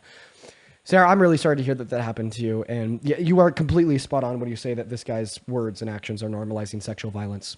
Completely correct, Sarah. Thank you for the $10. Abby, thank you for the 5. Champs, thank you so much for the $100 over on Venmo. Champs, oh my God, dude, thank you. That is CHAMCE with $100. Says, I love that you got this beta guest to say that he'd be okay with somebody walking in on his wife changing. I suspect that he will sleep on the couch tonight instead of something else I'm not going to read. But no, I don't think he's going to be sleeping on his couch. His wife doesn't care. Thank you for the $100, Champs. And then Ali, thank you for the $20 on Venmo, who says glorious rant, 10 out of 10. Madison, thank you so much, Ali. Good to see you. Then Madison with the $10 who says women's spaces are supposed to be sacred. Hearing another woman defend the exploitation against other women is devastating. Thank you so much for always standing with women. I'm always going to side with common sense. I'm always going to stand with common decency and stand against like shitty tyrants like this guest. Then Catherine with the $10 who says, fellas, is it gay to critically think? Guess so. And then Phil, thank you so much for the $20 over on Venmo, who says, Colt's gonna Colt. Magda's so fucking pathetic and embarrassing. Couldn't have said it better myself, my friend. 110%. Then also, let's see here. Leah, thank you so much for the... Oh, wait, actually, I did thank you earlier, but thank you so much for the love, Leah. Who else do we have here? Madison, thank you for the $5 over on PayPal. Adine, thank you for the 5. Michael, thank you so much for the $20 on PayPal, saying that he's a cuck. I appreciate you for that love, Michael. Show some love to Michael. Dolores, thank you so much for the $20 over on PayPal, who says even Trump said nobody's allowed back there. Yeah, even Trump fucking said that. Thank you for the $20, Dolores. Then Laura with a $20, sorry, not Laura, Asher with a $20, who says, if it's okay for a random man to do at a beauty pageant to barge in on the changing room, but then by that logic, what's stopping teachers or principals or coaches, etc., from going into the locker rooms at school? Nothing according to his logic. Thank you for the $20, Asher. Darja, thank you for the $11. Thank you so much. Catherine with the $10. Thank you so much. Anna with the $20. Thank you, thank you, thank you. And Anna, I'm not even going to ask him that question because I'm scared of his response, but thank you so much for the $20. Then Hayden, I really appreciate you so much for the $5 as well. We are all caught up over on Venmo and PayPal. I seriously really appreciate everyone so much for the crazy amount of love. Now, do you guys want to see something cool? That I just wanted, so he was just waiting super patiently to be able to continue our conversation while I was thanking everybody. But I made sure to leave him up here like while I was doing that. Once again, thank you guys seriously for the love. Like unironically, thank you guys so much. You guys have been popping the, like, I don't even know what to say. Thank you guys so much for all the love and the kindness over on Venmo and PayPal. But I just wanted to waste his time then kick him. Oh, what's up? Do you support Trump, Ross? Dean, can you hear me? Yeah, British accent. You take care, man. We're just looking to talk to individuals in America. Scoops, I appreciate you for the $10 over on PayPal, who says, I can't find Michael's comment, but I saw him comment on a video yesterday saying deport all legal immigrants. Yeah, totally believable. Yeah, totally believable. Well, We just need to get like rid of people like that. I don't think that they should have a right to vote. Stephanie, Stephanie, thank you so much for the $50 over on YouTube Super Chat. Holy shit, Stephanie. Stephanie with a $50 says, sick part about this all is that this has been normal for years in this country. We need to denormalize the normal. We need to denormalize sexual exploitation. Like sexual exploitation isn't normal. Sexual violence isn't normal. P3-ophilia is not normal. And these people want it to be. They want it to be normal. I agree. And then L Valentine with the 20 Australian dollars says, as a woman who has significant trauma related to men thinking that they have a right to my body, this guest makes me sick. L Valentine, we just kicked his ass out. I'm not going to take that any longer, and I'm not going to make you guys either. Hello, Brian. Hey, what's going on, Dean? Yeah, and folks, I just want to make it clear here too that because I do support the right still, I don't have to support those personal allegations, as I've made very clear before. I don't support sexual predatory behavior. The left has seen this historically as well with the Clinton and Lewinsky, allegations, obviously. But What's interesting What is what that, happened you to know, Clinton? people, What happened to Clinton after he? well, he was impeached. I mean, come on, Dean. Would you say that was a sensible reaction? I would say that they took care of him. Was that a sense? Okay, so they should have impeached him.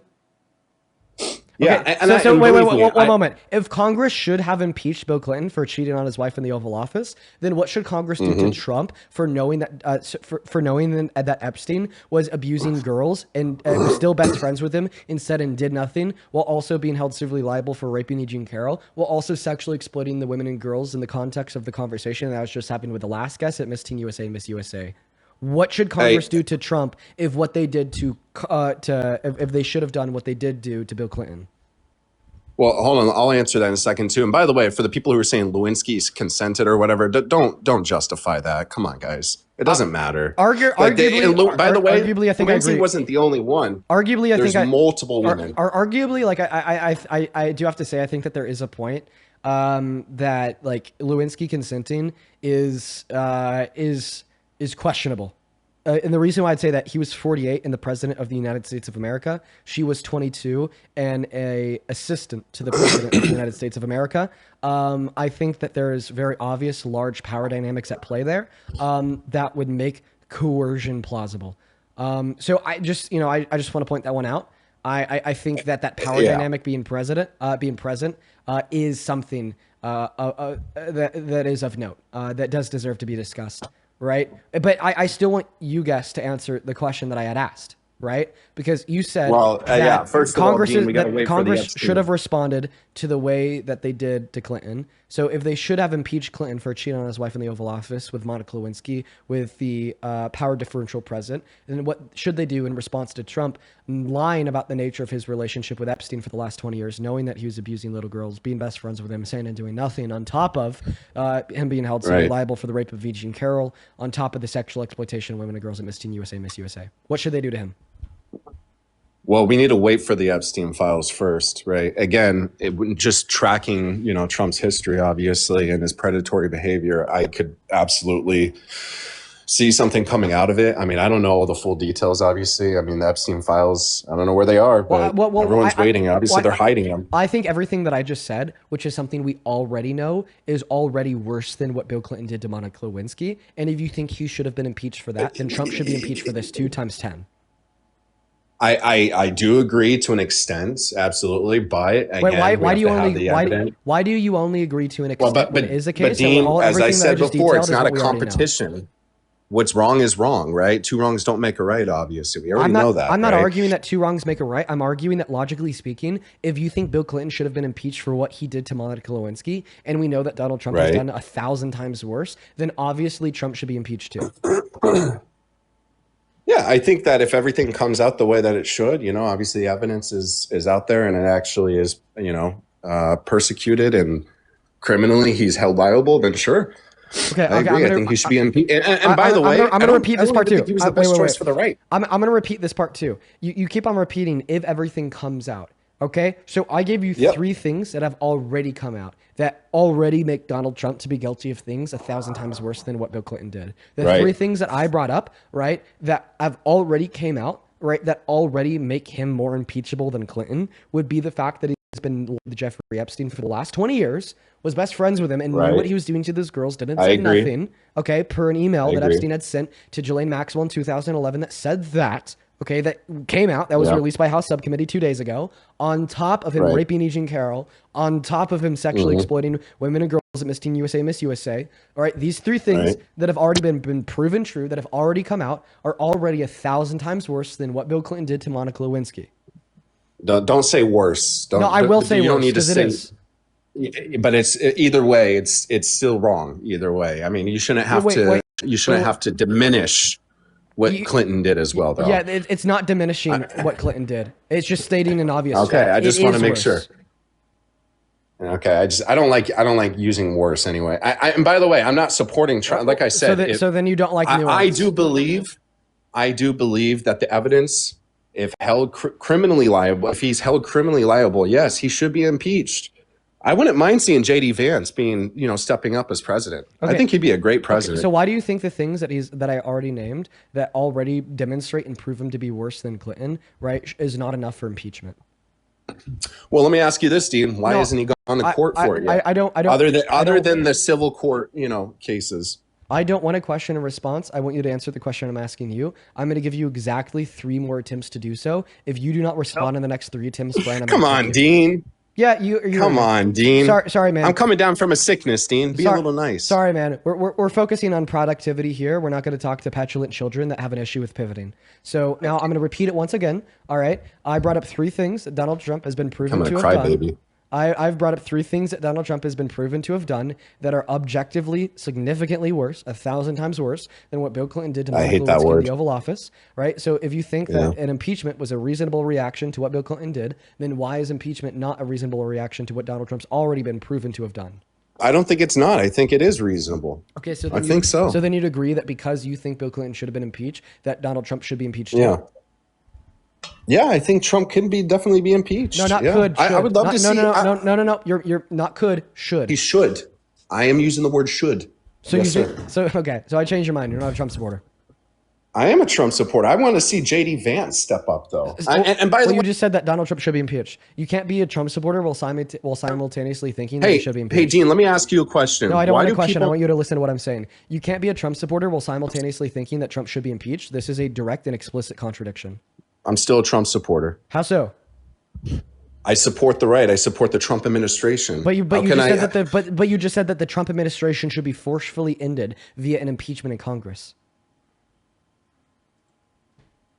This is just as contradictory saying. So JD Vance can step up. It's the Trump administration. It's still part of the Trump administration. No, it's not. That would be a Vance administration. It doesn't matter. It's right now under Trump's presidency. JD Vance is the vice president of the United States. Steve. Right, and if Trump were impeached, then JD Vance would not be the vice president. He would be the president, and the Vance administration would start. Great.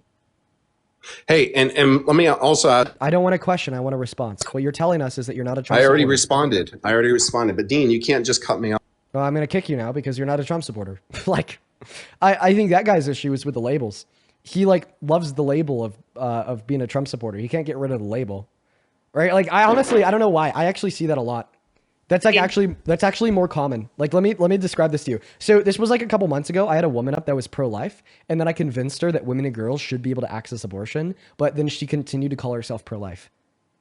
And I was like, girl, dude, you literally just agreed that women and girls in this country should have legal access to abortion. And she was like, yeah, I do agree. So I was like, therefore you're not pro-life. And she's like, no, I'm pro-life. I was like, well, no. Being pro-life is a legal position that you think women and girls' access to abortion should be banned.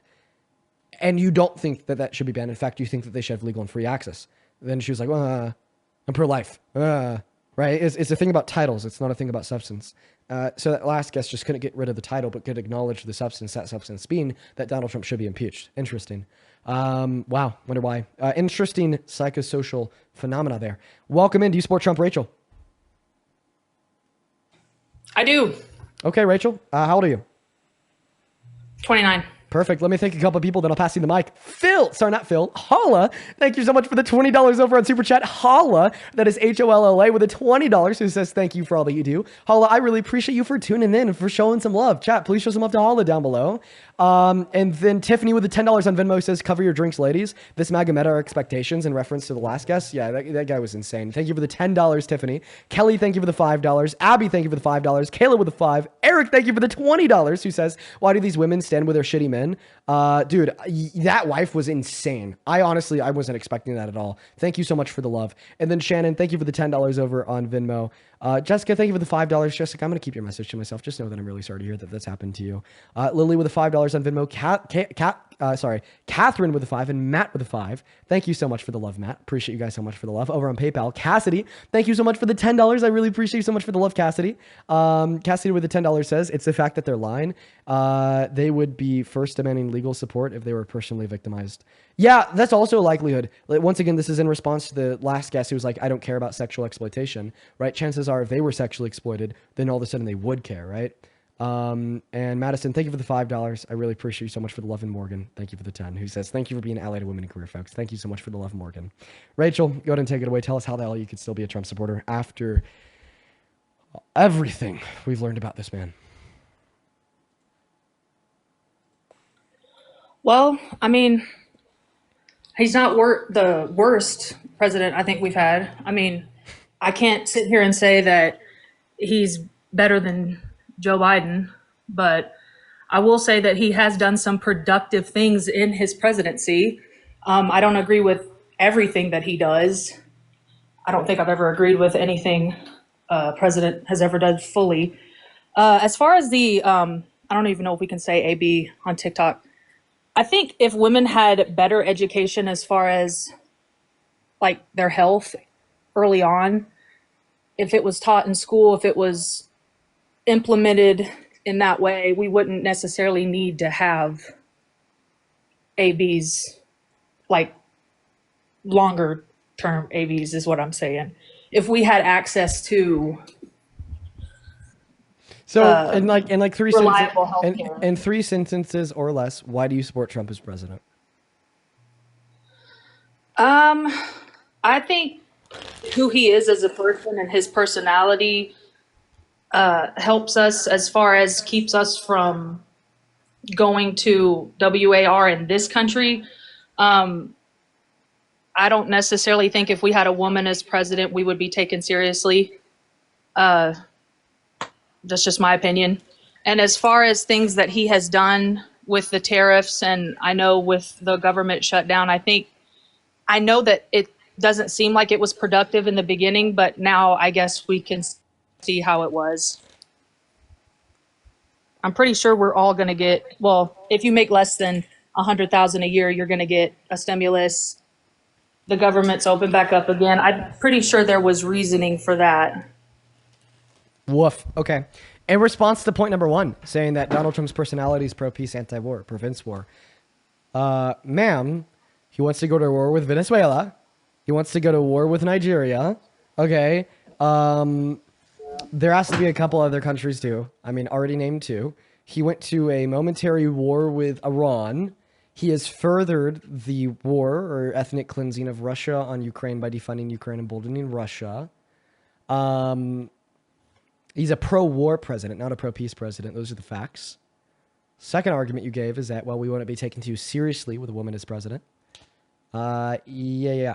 So there is a woman president of India.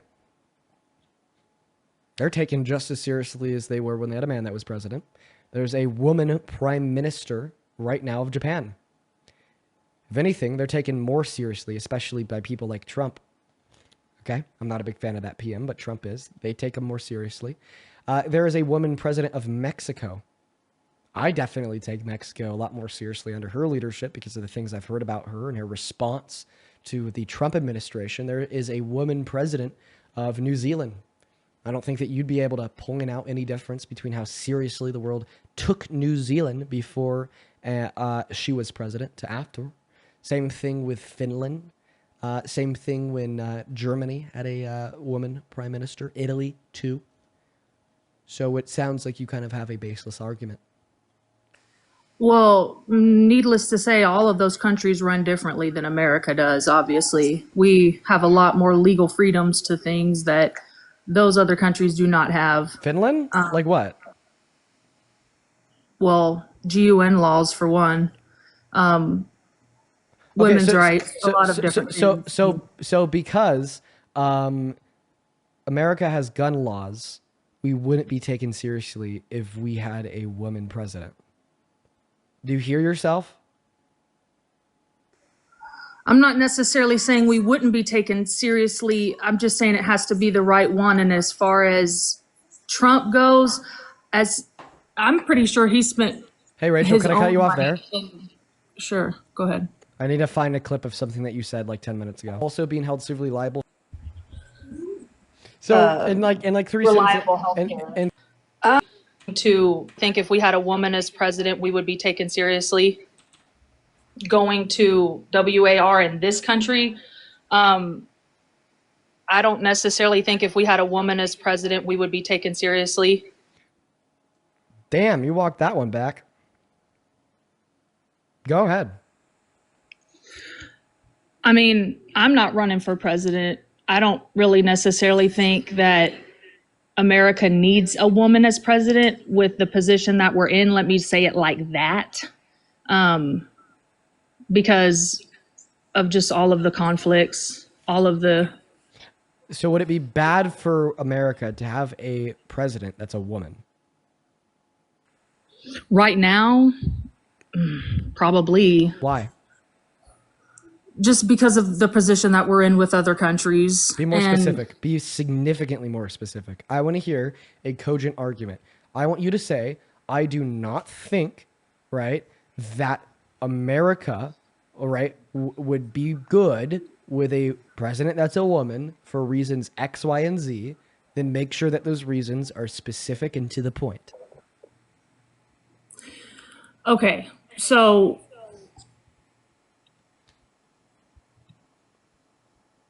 obviously we've never had a woman president before. With how other countries see us, do I think a woman can lead? Absolutely.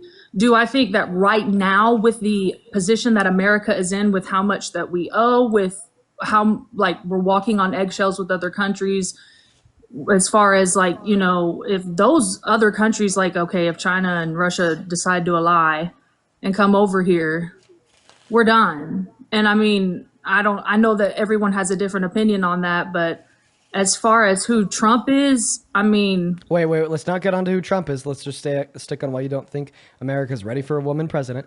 Your first argument is that having a president that's a woman would be bad because we've never had a president that's a woman before. Okay. So do you think a valid argument in 2008 would be having a president that's black would be bad because we've never had a president that's been black before? No. Okay, so your logic is false. So, yeah, take that point, crumple it up into a ball, throw it out the window. Your second point was to say that, like, maybe... Ethnicity doesn't have anything to do with gender. So it was an argument paralleling the fact that you said, because we've never had a woman president before, then therefore having a woman as president would be bad. But regardless of the fact in 2008 that we never had a black president before, having a black president would not be bad, right? You're saying that this logic is true in the context of gender, but not true in the context of race. Yet there is no relevant distinction insofar as how one's race would impact their leadership ability and how one's gender would impact their leadership ability, because both gender and race bear no relevance towards one's ability to lead. Therefore, there is an apparent contradiction within your position.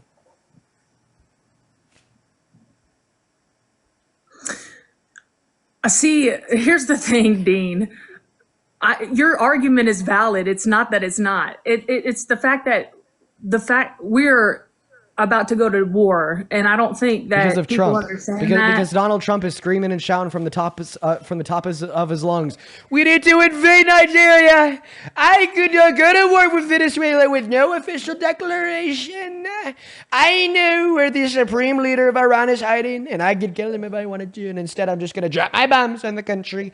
Oh, and Russia, big fuck you, Russia. I know that I shucked on your schlong for way too long, but now actually, you can't take in Ukrainian land after me telling you the exact opposite for 3 years straight. Big fuck you. Oh, China, I'm going to impose 400% tariffs on you, China. And then I'm going to take them off, but then I'm going to put them back on. And then I'm going to take them off and put them back on.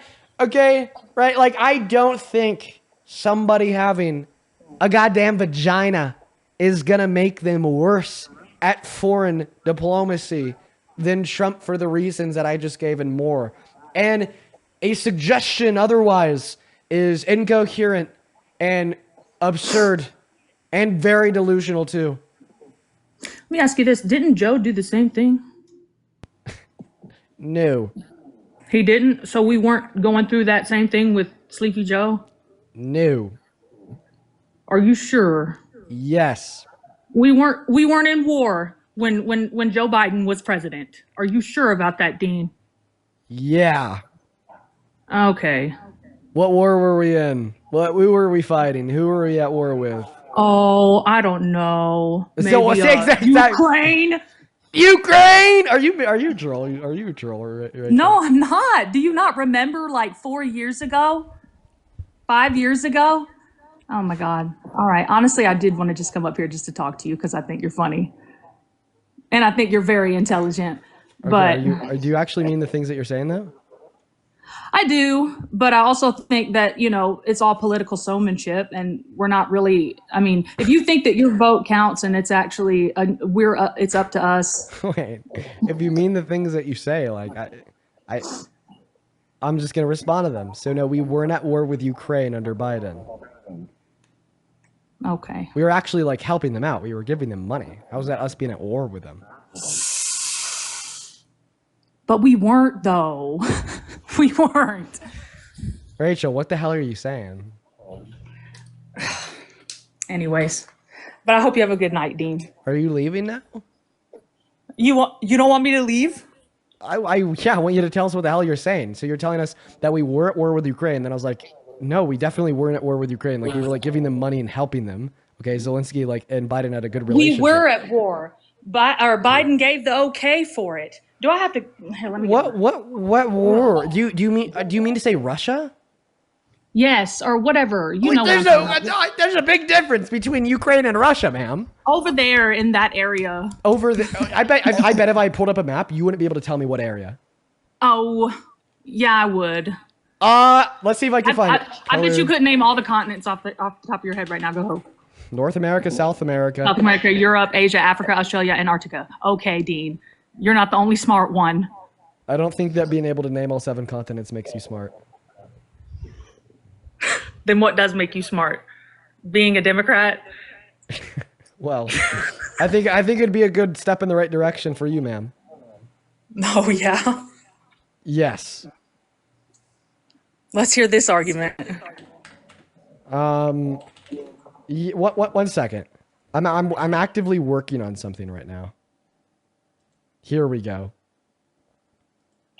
Where's the Benjamin? Okay. So you said that you'd be able to point to Ukraine on a map? Oh, no. Yeah, I would. You would?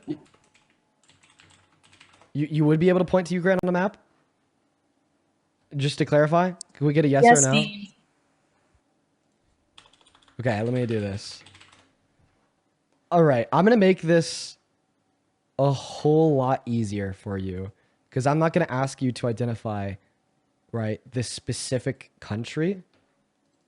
You get back on TikTok. Oh, there you are. What color on this map is Ukraine in?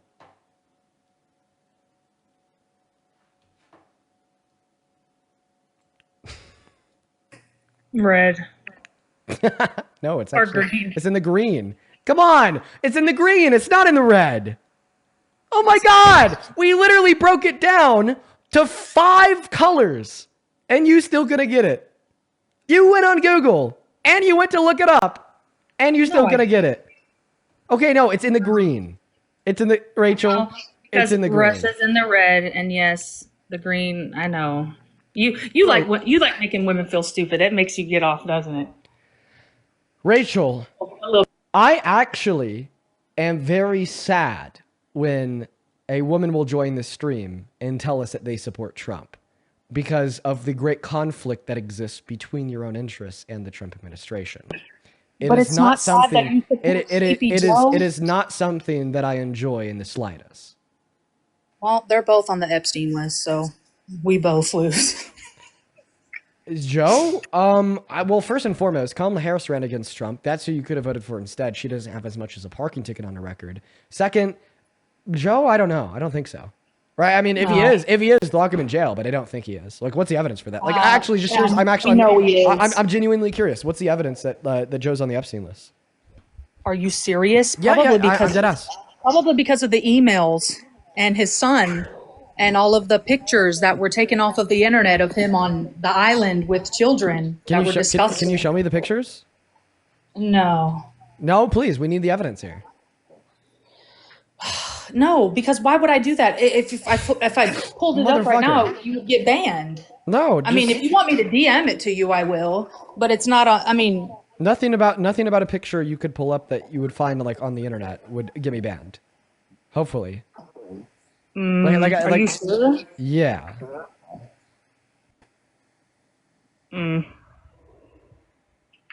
We need the evidence. Give me the evidence. I'm not going to put it on here because it's inappropriate, but I'll be more than glad to send it to you. What do I have to type in to find it? As you're not going to find it on a regular search engine, Dean. But I mean, okay. Well, now I'm actually really concerned what you're looking at. Are you looking at CP? This was stuff that I found a long time ago. Dude.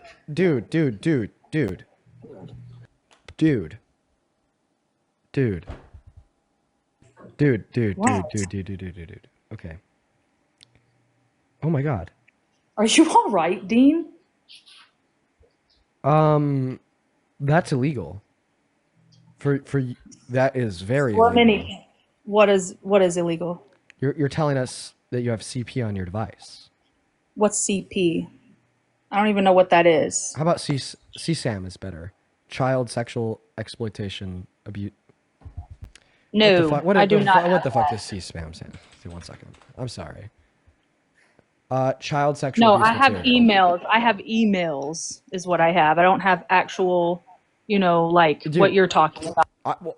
I just want to clarify because you said that you have pictures that you couldn't show on the live because you get the live banned, and you didn't get these pictures from like a regular search browser, implying that you got them from the dark web. But they are on the internet, meaning that having a conversation right about an old man doing stuff with underage minors, and you having a picture of it that you can't show on the stream because you'd get it banned, and you didn't get this from a regular search engine, you got it from the dark web, implies it's on sexual Twitter. Abuse material. Okay, it's on Twitter. You can hashtag and look it up on Twitter. If it's it's not like what you're talking about. Then if it's on Twitter, that means it's not on the deep web, meaning that I could look it up on my search engine. So I don't know why you tell me otherwise.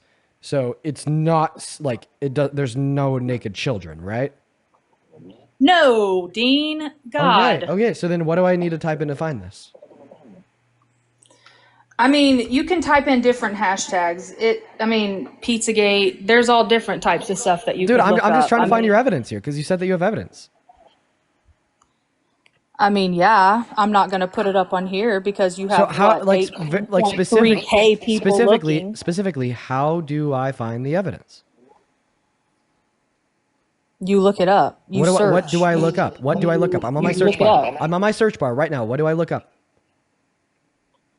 I mean, you can look up anything. I'm not gonna. No. Dude, way too vague. No. I can't look up anything and find this. Okay, if I fucking look up like local coffee shops. Anybody can look. If I look up local coffee shops, okay, I'm obviously not gonna find a picture of Biden and children and Jeffrey Epstein. I think that you're lying. I think that you're big time, bold-faced lying right now.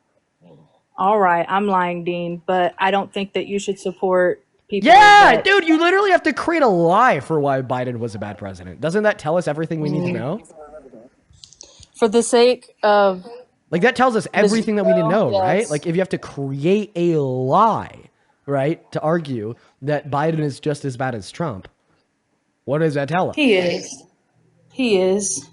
I mean... Dude, I asked you for an argument, and then you just lied. Rachel. Well... One second. Sean, thank you for the $10 over on Venmo. My opinion's on JD Vance. He's not as bad as Trump, but he's still fucking terrible. Thank you for the $10, Sean. Please show some love to Sean down below. Tammy, thank you for the $10. He says, Rachel's a typical pick-me girl. They will never pick you. We are also in the position of this world because of Trump. I appreciate you for the $10, Tammy. I don't know. Ask Tammy. Whatever she meant. Caitlin, thank you so much for the $20 over on Venmo. I really appreciate you for that love. I want you to show some love to Caitlin down below in that comment section, who says, I watch you every day. Thank you for giving me talking points to use against my MAGA family. This should be an interesting Thanksgiving. Oh my God. Oh, I haven't even started to think about that. I have MAGA family. Oh my God. This will be an interesting Thanksgiving. Am I going to have to go to fucking war later this month? Jesus Christ. Thank you for the $20, Caitlin. I haven't even thought about that yet. Amanda, thank you so much for the $10 as well on Venmo, who says, hey, Dean, these people are fucking insane. Disgusting and insane. Yeah. Thank you for the $10. Lily, thank you so much for the $20 as well on PayPal. Guys, please show some love to Lily down below in that comment section for the 20 who says, hey, Dean, I just learned that my parents are getting a divorce, and right now your lives are the only things that are keeping me from thinking about it. Love your lives. Keep on doing what you're doing. Lily, I'm so sorry to hear that. My parents got divorced when I was at a young age, and I just know how hard that is. I'm happy that the lives can help distract you, and thank you so much for being here, and thank you for the $20. And then see Melissa, thank you for the $20 as well on PayPal. Show some love to Lily and Melissa, who says, women like this justify the patriarchy so that they could have proximity delegated a power that will never be taken seriously by the men in power. Being a master's favorite dog is still having a leash and is still having a master. Well, Melissa, I appreciate you for the $20 and your insight there. Christine, thank you for the $15 who says, thank you, Dean, for speaking up. Thank you so much for the love, Christine. And we are all caught up. Rachel, do you have anything else to share with us before I can fucking kick you? Nope. I'm going to hop off here. Have a good night. She's fucking British. Hello. Ah! Ah! That's how I feel, motherfucker. Ah! Or maybe she was faking that British accent. Who knows? Parker, that's how I feel, motherfucker. Okay, let's go to get that next guest loaded up in the box. If you happen to be one of the 18,000 people hanging out with us on TikTok right now, folks. If you want to support me, you can find my Venmo and my PayPal in the link tree in my bio and TikTok. And right there, you could also find it in the pinned message on that YouTube stream. I get 100% of all the proceeds donated, and you could attach your name in any message for me to read out on live. Right now, me and Parker are just very specifically looking to talk to some Trump supporters, to have some dialogue. And by the way, Parker, I have around another hour and a half left on the stream. Welcome in, Roger. Do you support Trump? I hope y'all know I don't give a fuck who's on the list. Release the fucking list. Okay, that was a little bit abrasive. Don't want to use that word, but I mean, yeah, release the list. I accidentally just kicked you, Parker. My bad. I meant to kick the fetus. Welcome in. Do you support Trump? Oh, yeah. How old are you? 22. 22. Okay, and you're big time MAGA? Oh, yeah. Embarrassing, Michael. Embarrassing? Very. Nah. Very, Why? very, very. Could you turn off the TV in the background or go into a different room? Let me turn off the TV real quick. Yeah. And the reason why it's embarrassing to support Trump is because Donald Trump, like in one sentence or less, is cartoonishly evil. Really? Yes. I'll go Yes. in the other room.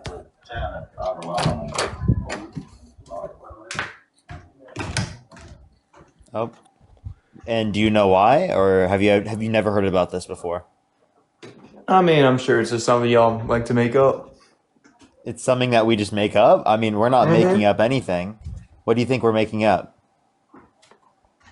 I think it's more embarrassing to vote for somebody else that's a woman just because of their color of their skin. That's why. You think it's embarrassing to vote for a woman? Well, I think that Kamala Harris was definitely significantly more qualified than Donald Trump. I think it was embarrassing that you voted for the orange man. That's literally the worst person that Epstein ever knew. Also, I just want to clarify. So you said it would be embarrassing to vote for Kamala Harris because she's a woman and black. Completely strawmanning the reasons. I didn't even hear that. Completely strawmanning the reasons why I voted for Kamala Harris, rooted within the fact that she had great policy, a lot of experience, and would have made a great president. But I'd like to clarify that no, actually, I think that voting for Kamala Harris merely because she's a black woman is infinitely better than voting for Trump. Yeah, that's why like all the Shaniquas and Bonquishas voted for. So now we're like stereotyping like the names of black women to like stigmatize black women. So I just want to get this straight. You come up here, you tell me that you're a Trump supporter. I ask you why you support the known predator felon, and then you respond by saying "fuck black women," basically. Like, I just want to make sure. Are we on the same page? Not really. I'm just bringing up. They were like all what? Is that the argument? What do you say? I asked you why you're a Trump supporter, then you say, well, the Shantiquas, just trying to like stereotype the names of black women to stigmatize them. So the reasons why you support Trump as president is because you don't like black women. No, just because I don't like Kamala Harris. Okay. So what was that? What was that whole? The whole Shantiqua. What was that?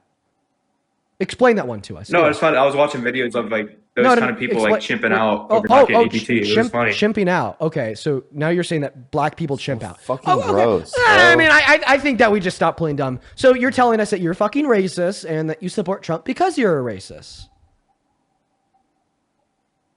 Really disgusting fuck, bro. Yeah. No, the argument is I am racist, therefore I support Trump. So far today, we've had a guest come up and say that they support Trump because they don't care about child rape. That was the first guest. The second guest come up here and said that they support Trump because they don't care about sexual exploitation. They'd be okay if their wife was sexually exploited.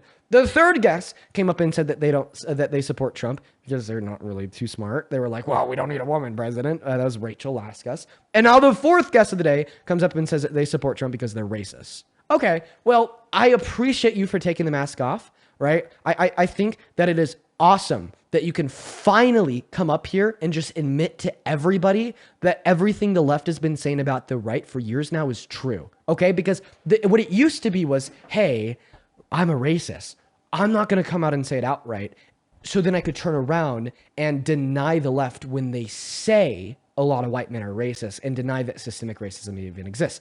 Now it's, I'm going to take the mask off. I'm a racist. And when the left tells you that I'm racist, when the left tells you that systemic racism exists, when the left tells you that anti-blackness systemically limits the amount of opportunity that exists for Black Americans, more specifically in this conversation, Black women, they are right. Why they say they were gonna go steal in Walmart and stuff. You see all those videos? Literally, you're just racist. You're just racist. You have nothing intellectual to say. It's fact. No, you have nothing intellectual to say. You have nothing intellectual to say at all. All you've come up on the live stream and said is stigmatizing Black people at all. That's all you've brought up instead of actually engaging in an argument. You voted for a convicted criminal held civilly liable of sexually abusing women who bragged about walking in the changing rooms of naked women while they're changing without their consent. What are you talking about? News. Oh, you just consider all of that fake news. You don't believe the 26 different women that have accused Donald Trump of sexual misconduct. Do you believe that all of them are lying? Yeah, especially whoever that. Yeah, exactly. You just you don't believe every single person is lying. You believe every single person is lying. All 26 different people. Parker, you sound stupid. Parker, did you just ask a racist, stupid white man if he thinks women are lying? Of course he does. Of course he fucking does. I'm so sorry. That was just call me a stupid white man. That's crazy. That was just a that was just like such like a funny question because I'm like, of course he doesn't believe them. Of course. Hey, Micah, real quick, how many continents do you like are there? bend over for the Black people? How many continents are there? Dude, I can't. One second. You bend over for the Black people. Hey, Micah. Bro, can we kick this guy? Yeah, in 1 second, Micah. How many continents are there? How many Black people do you bend over for? Oh, white man. Oh, what happened to that superiority, buddy? What happened to that superiority? How are you going to sit here and claim to be a member of the most superior race to exist on Earth, saying that you are better merely in virtue of the melanin content of your skin? But okay, but you don't know how many continents there are? You don't know how many fucking continents there are? Bro! Dude, what happened? Dude, oh my God. Stupid. Yeah. Dude, what happened to that superiority, buddy? Dude, Mr. Superior White Man down here doesn't know how many continents there are. Okay, second question. Okay. You're trying to be like a social justice warrior. Second question I have for you, Micah. And then after this question, the social justice warrior just destroyed you in an argument. Yeah. You know how many continents are? That's actually nuts, dude. The social justice warrior actually just exposed you, bro. How does it feel? Okay, yeah, second question. I'm staying on topic, Tommy. Name one chemical compound. Aluminum. That's an element! Oh my God! Dude! Okay, elements are part of chemical compounds, but he left! The superior white man ran away! What a fucking idiot, bro. Oh my God. Oh my God. This is what I mean, bro. He's so stupid. Dude, how stupid. Like, literally nothing intellectual to say. Literally nothing intellectual. Dude, that's the meta. Okay, if you want to know like how to like handle white supremacists on this live, that right there couldn't have been better. Literally, nothing could have been better than that. Oh my goodness gracious.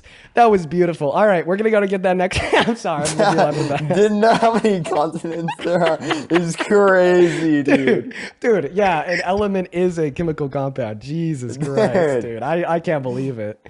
I can't believe it. What's up? Do you support Trump? Yes, I do. Okay. All right. How old are you? I'm 27. Okay, 1 second. I just want to respond to something that I saw in the comment section. Who says, this is why Parker is better than Dean, because Dean continues to platform a racist, meanwhile Parker kicks them. So, Lindsay, I find it funny that your takeaway from that wasn't that the guest was a racist and that is bad, but rather that Dean is bad because he didn't immediately kick him. I think that your priorities are a little bit misaligned. And absolutely, I will take the opportunity to bully the shit out of a white supremacist for 30 seconds before I make them run away. All right, 110%, 110%. And I question, Lindsay, is your argument equivalent to the statement Dean did something bad for bullying the white supremacist, making him run away and cower in fear? I don't know, Lindsay. But anyways, Jacob, take it away. Tell me and Parker why you support Trump. He's the first LGBTQ president. Well, I mean, wouldn't he be the second? No, he's the first. Don't go. We're gonna go to move on to the next guest, but anyways, let's go to get that next guest loaded up in here. We're gonna go to get that next guest, Robo, connected to the stream.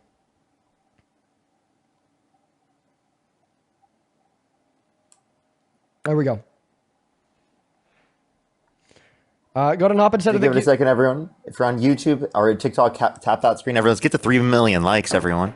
Tap that screen. Hey, what's up? Do you support Trump? Good evening. Yes. Well, yes. Okay. Hold on, sorry, I had to think about the question. How old are you? 18. I've just got my rights to vote. Okay, and why do you support Trump as president, man? I support him as president not because of the person he is. I am very ashamed of that. Quite honestly, I support him because he's ambitious. In what way? In the fact that he is willing to stop Iran's nuclear program. Then why did he pull out of the agreement? That what way? To surveillance over their nuclear. Surveillance isn't enough. You need to control it if you really want to make sure that they aren't doing anything bad with it. But we didn't even set them back that much longer, right? The deal itself set them back longer. Yeah, that's a fair point. Okay. So then, like, how is he really better for, say, for example, peace, especially when he's, like, literally just bombed and murdered over 60 people off the coast of Venezuela with absolutely no evidence given to Congress that they actually had drugs. Even if they did, it wouldn't justify murdering them, as it would just make sense to detain them in U.S. waters once they got there, but they were in international waters at the time. That's not very peace-like. Is that a question or a statement? It's a statement. Okay. Also, if I say something insensitive, I'm very sorry. I have not much emotional depth.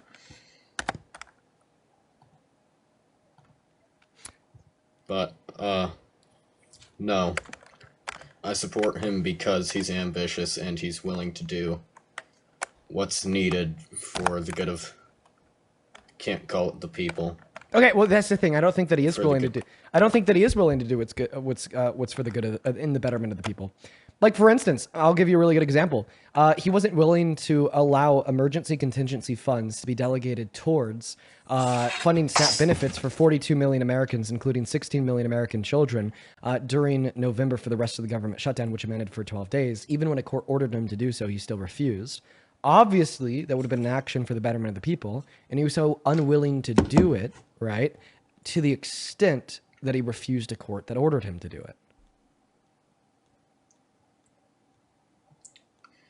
It's an action for the betterment of the country. We're already $300 billion in debt. We can't keep putting ourselves deeper into that hole. Well, we're actually over $30 trillion into debt, right? Not 300 billion. Not to mention that funding was resumed right back to SNAP as soon as the government shutdown was over. So this wouldn't have put us into more debt because those payments were and are right now being inevitably paid, just paid late, which he could have changed. Plus, Trump signed off on more debt-related spending comparative to the Biden-Harris administration by over $4 trillion.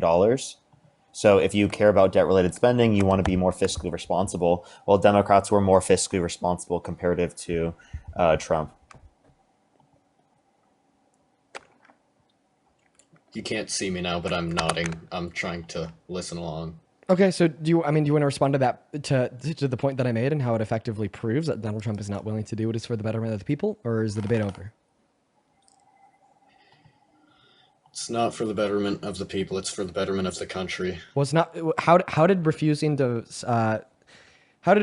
fund food stamp benefits during the shutdown improve the country? Well, the people of the country are not the priority. The priority of the country is maintaining itself. I'm going to go to kick you then. If you don't think that the people are the priority of the country, I don't think that I have like any business speaking to you because of a fundamental disagreement that exists. Hello, do you support Trump? Hello? Hey, do you support Trump? Yeah. How old are you? 19. 19, and what year were you born in, Jake? 2006. Okay. And why the hell do you support the worst pervert president of your life, Mr. Trump? Well, I mean, he's just the goat, honestly. Yeah, why's that? Well, he just made the economy way better. How so? How so? You know, he just like gave us less taxes. In what way? Because he gave us less taxes. In what way? Like through like what policy? Yeah, I have no idea. So then how do you know that he reduced your taxes? Because I heard it on the news. You heard it on the news from who? Probably like Tucker Carlson. Tucker. You watched Tucker Carlson. Yeah.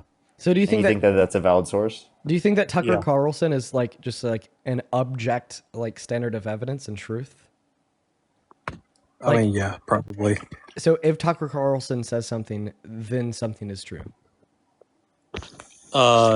You're trolling. Moving on to the next guest. Let's go to get that next guest, Brandon, loaded up into the box. Okay. Real quick, let's see. Mandy, thank you so much for the $50 over on Venmo, Mandy. I really appreciate you so much for that love. I want to see 500 Mandy W's down below in that comment section. I really, really do appreciate you.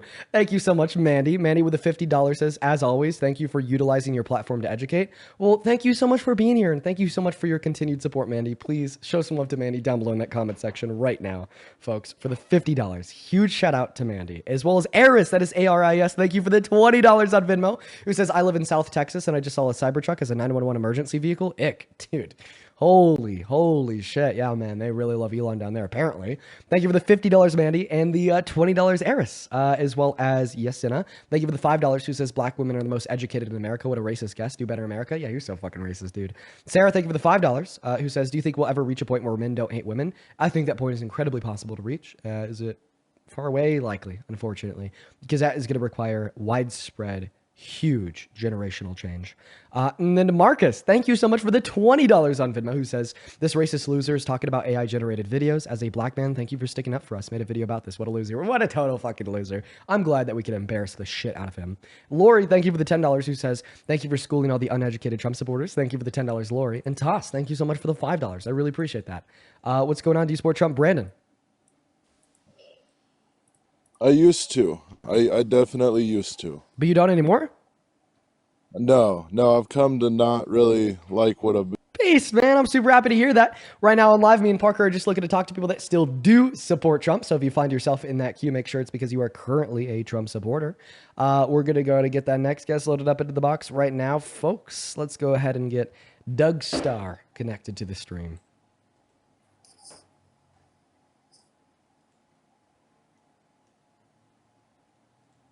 Alrighty.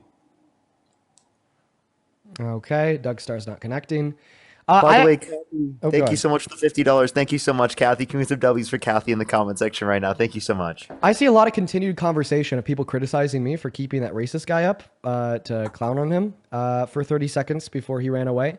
I'm gonna like further expand on that for like 10 seconds, just using like logic. Okay, folks, it is the case, right, that when we can make it evidently clear, right, that racists like that are among the most uneducated and stupid people alive, right? And stigmatize said racism with said means, that less people will then be racist.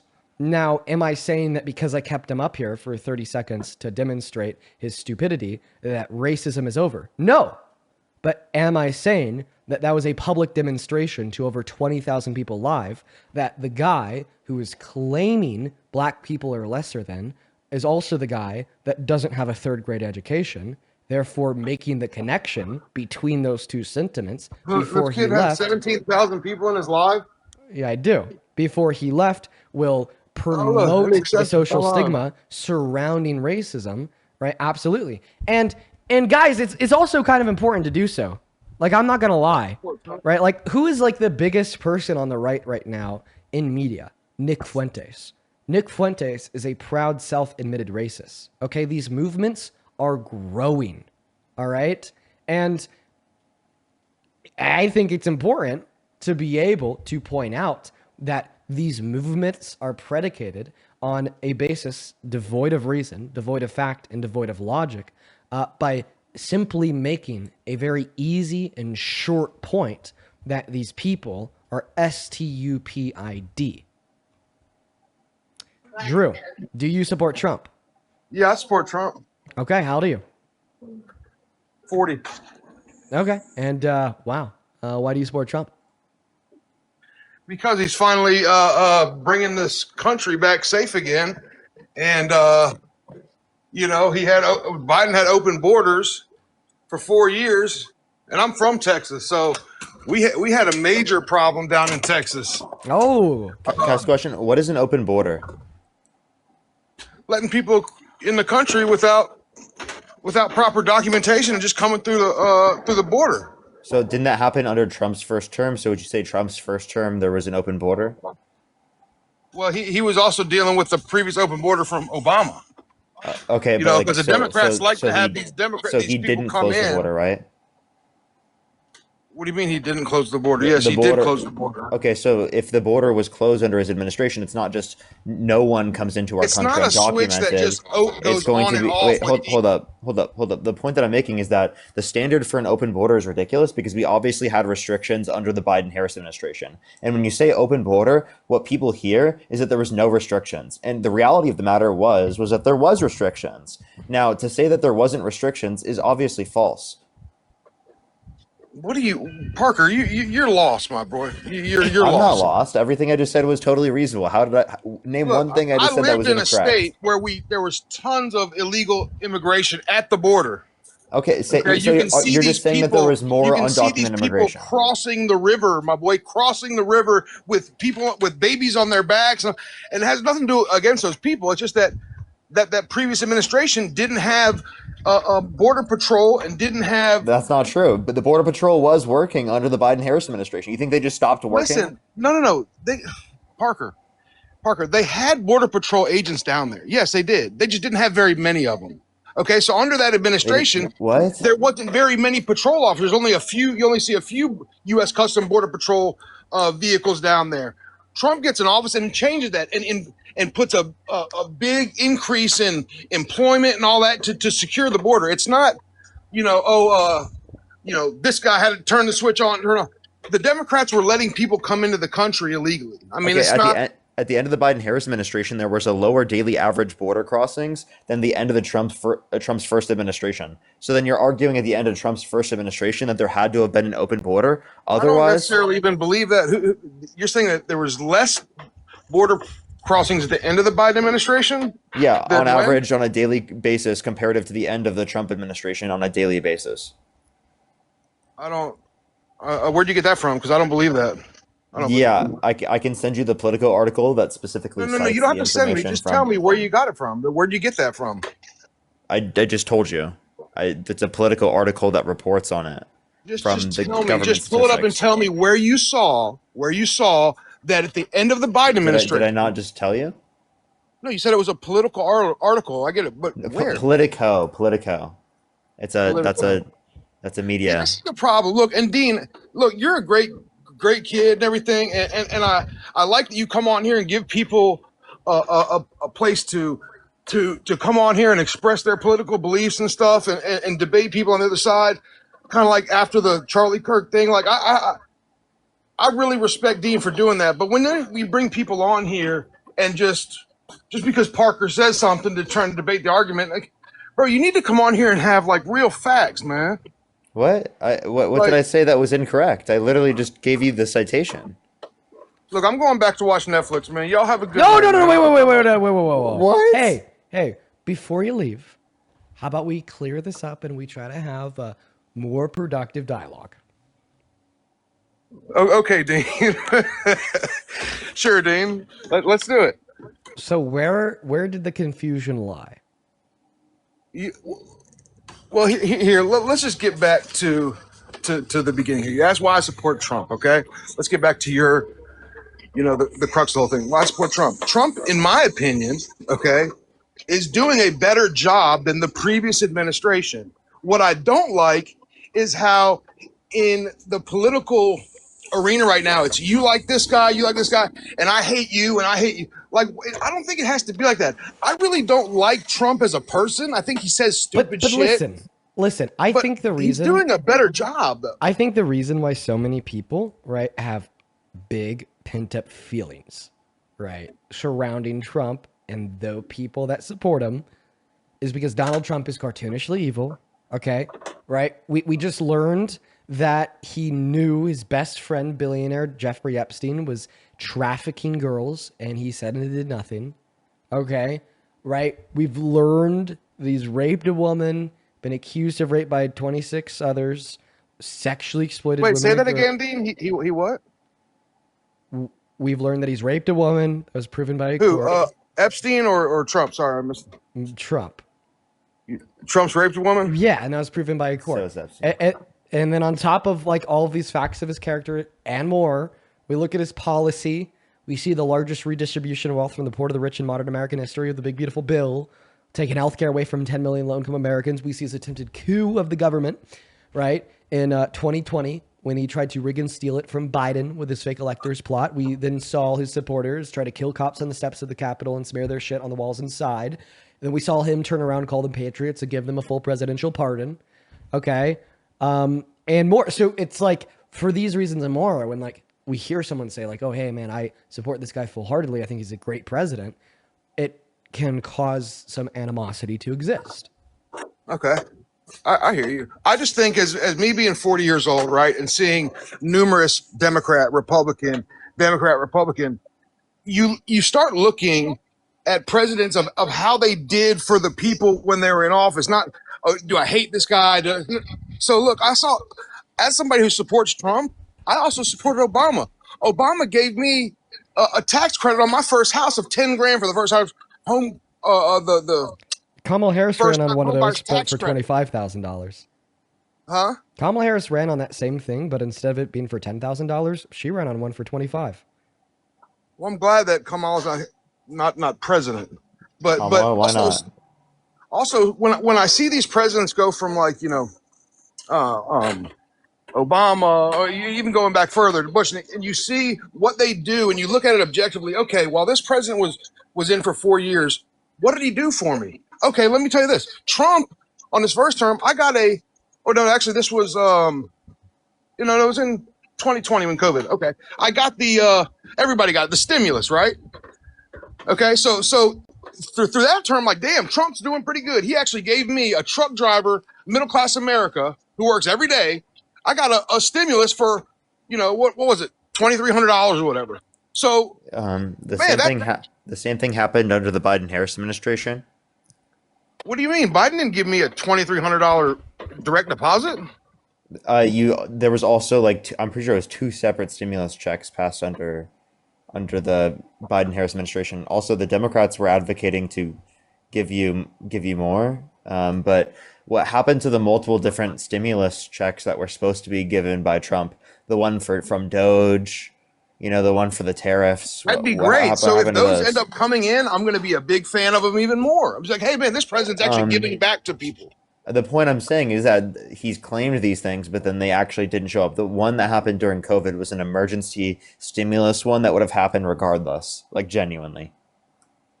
Right. So what I'm saying is when I, look at his presidency and then we go to Obama, not Obama, we go to Biden and we see all the crap that's going on with him, I'm looking at what the president has done for me as a middle-class American truck driver, and how he's helping me. I would say that he's increased your taxes because Kamala Harris wanted to keep all the tax cuts from the Tax Cuts and Jobs Act that were applicable to income earners under $400,000 a year, while also raising taxes on income over $400,000 a year in order to bring down the debt.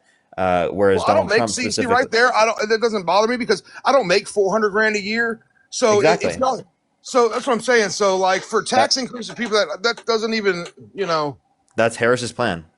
Now Trump's plan. I don't care because I don't make over 400 grand. So exactly, that's Harris's plan. That's why you would like Harris's plan. Now Trump's plan was to increase taxes on the working class by imposing tariffs and decreasing taxes disproportionately on the rich and wealthy. So he literally is increasing taxes on you and then giving it to rich people, whereas Kamala Harris would have advocated for a tax cut for you, whereas she would have increased taxes on the millionaires.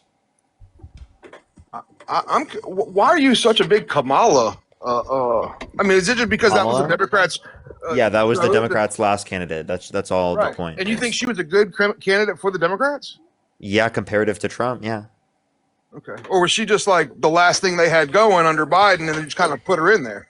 Well, I think that she stepped up because she was vice president, and I also think that like she was a better candidate than Trump.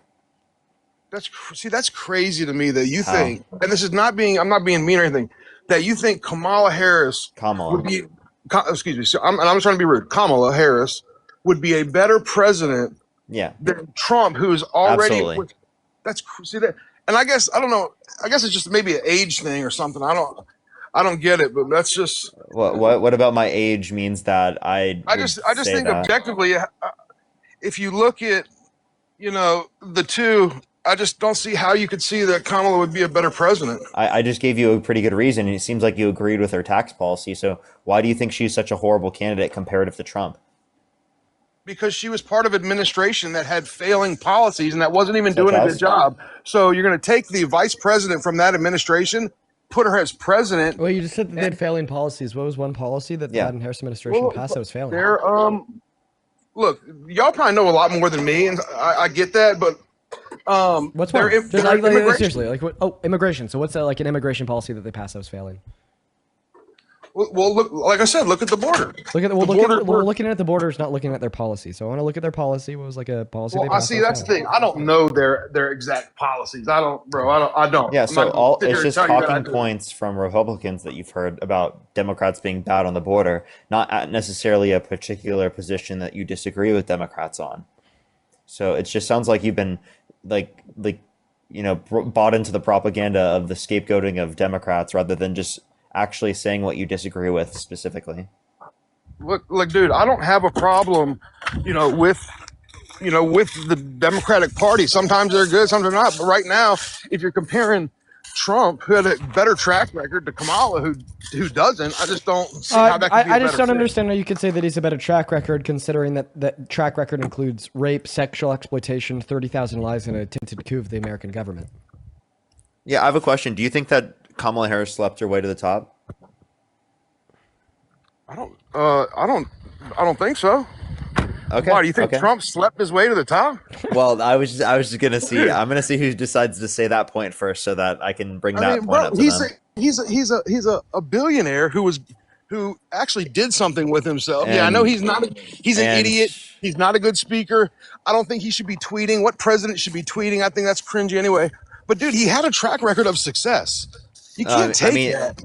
I mean, the track record that we were talking about in this context, right? Again, I was going to just bring up the point about the quote unquote sleeping his way to the top. That was like, I mean, that was literally something that came out, You remember that information about the big beautiful bill? Look at it. Look at the big beautiful bill. Look at this unearthed tweet of Trump's. This is real, by the way.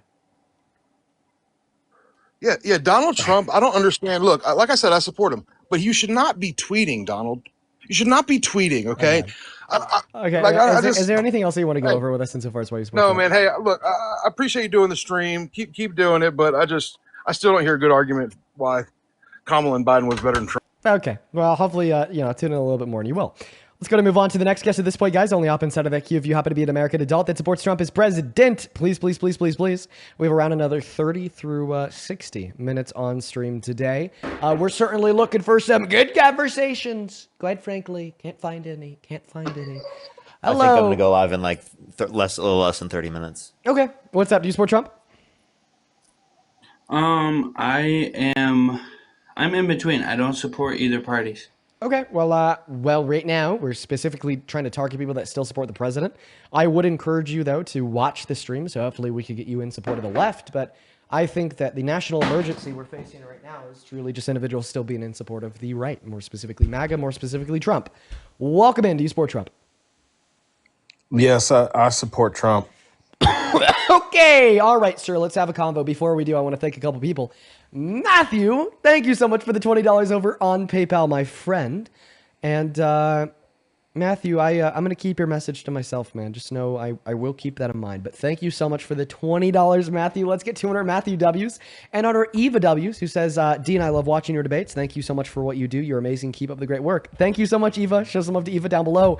And Sticks. Dude, Sticks and Stone Circle. We'll call you Sticks. Thank you so much for the $100 over on PayPal. Sticks, that is so incredibly kind of you. Thank you so much for your generosity.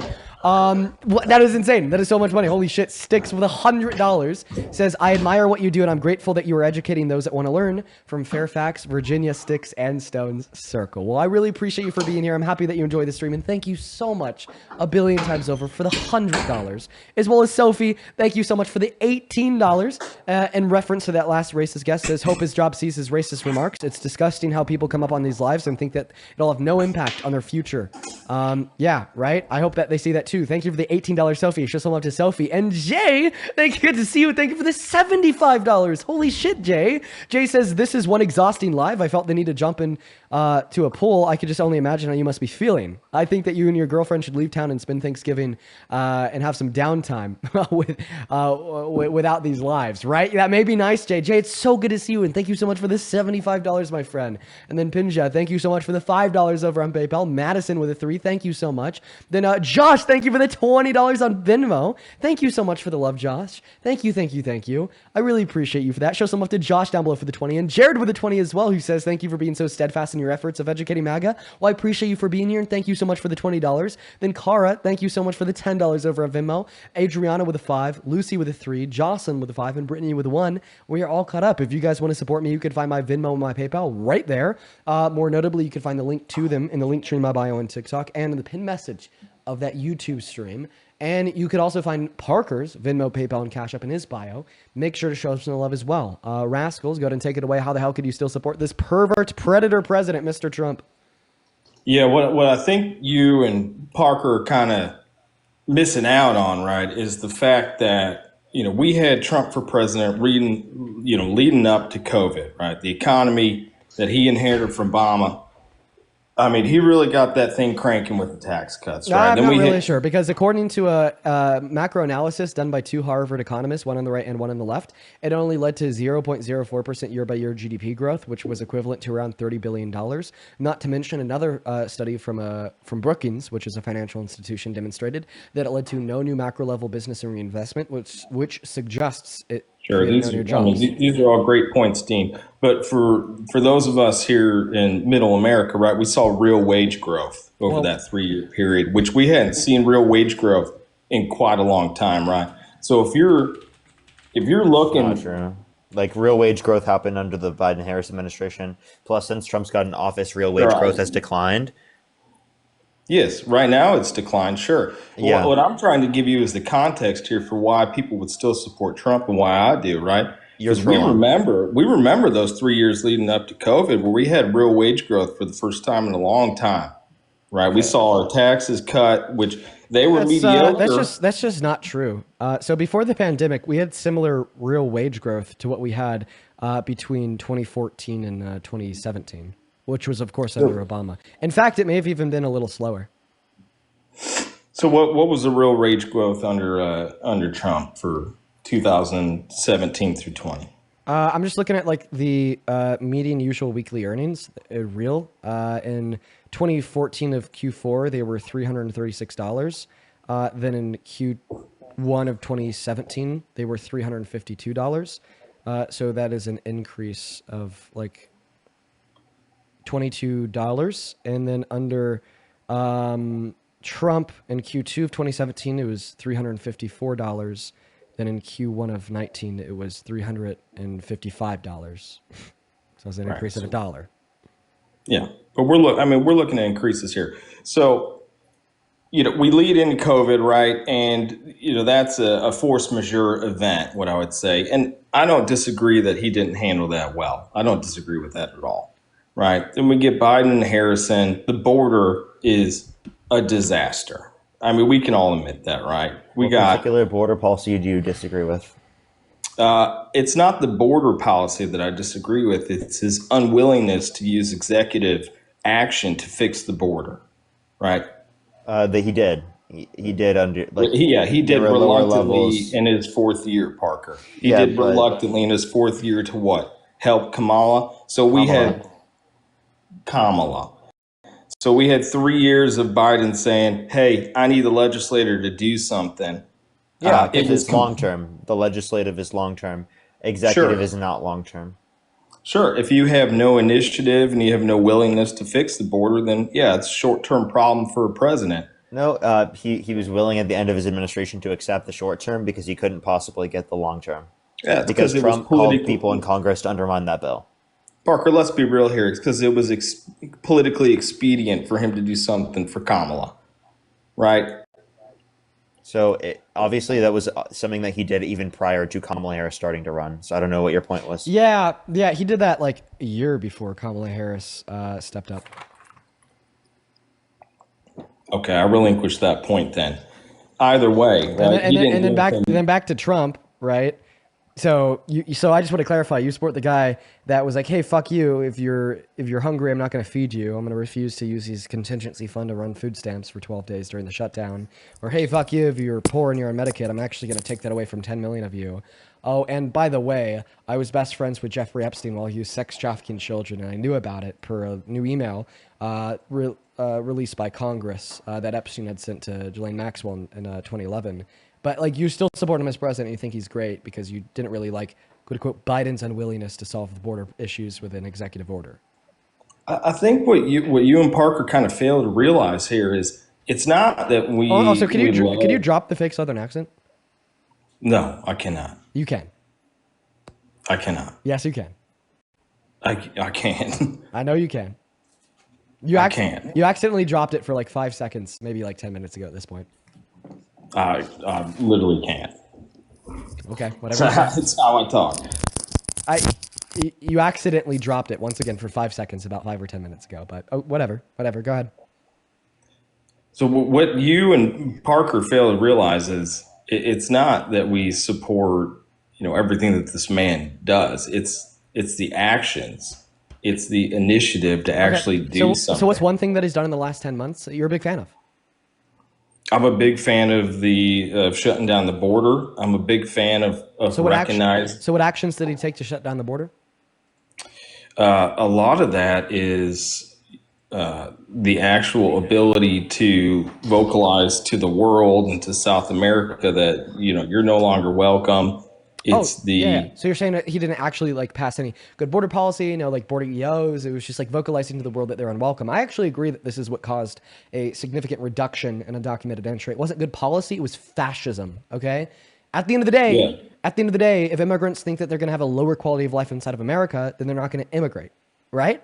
And I think that Donald Trump is now promoting the image that they are going to have a lower quality of life inside of this country by like viscerally violating both the human and constitutional rights of the undocumented immigrants that are already here by having ICE, right, like kidnap naked children out of their beds in Chicago and throwing them in the backs of U-Haul vans, blackbacking college students and illegally taking them to an ICE detention center 1,000 miles away, violating the withholding order of a judge, or illegally deporting people like Abrigo Garcia in violation of the Constitution to be beaten and tortured and starved for 3 weeks in El Salvador, right, upon many other instances too that, I mean, I could go over, but for, to end my soliloquy here won't. And I think this is what has promoted the message that you shouldn't come here. This is what has reduced undocumented entry. But this is bad, not only because it's immoral, okay, fascism, bad, okay, immoral, that doesn't need an explanation, but also because it's short term, right? I mean, as soon as we have a president that's not a fascist, that's not willing to throw the Constitution out of the window and quote the Mein Kampf, calling undocumented immigrants the poison of the blood of this country, we will no longer see that incentive structure exists that reduces undocumented entry. Yeah, well, all that is exactly correct. But what I'm pointing to is that there is a deliberate action here, right? And if we're comparing two parties or two candidates, I want somebody who's going to do something, right? Okay, so you actually support those things? Like you support him like breaking the Constitution to try to take birthright citizenship away from the children born to undocumented immigrants on the soil? I have full faith in the third equal branch of the government, which is the Supreme Court, right? He's limited in certain aspects, that he's even limited politically in the Senate. That's just not what I asked you. Like, do you support that or not? Of course I don't support Okay, that. so do you support him like trying to take the other constitutional rights away from undocumented immigrants, like due process, when he had deported Venezuelan immigrants from northern Texas to El Salvador with no due process, leading a federal judge to tell him that he has to turn the planes around, leading the Trump administration to say no, middle finger, fuck you, leading that federal judge to then say, well, I have enough evidence and probable cause to hold you in contempt? I think there is a gray area here where I'm split, right? Because I don't disagree with you that those actions are probably not legal, but where I do disagree with you is that the fact that there is action. Okay, so then what's wrong? Then what's wrong with undocumented entry? Because now you can't appeal to the fact that it's illegal, since you're now seemingly justifying illegal things, right? So what is wrong about undocumented entry? What's wrong about undocumented entry? Yeah, remember, you can't appeal to the fact that it's illegal.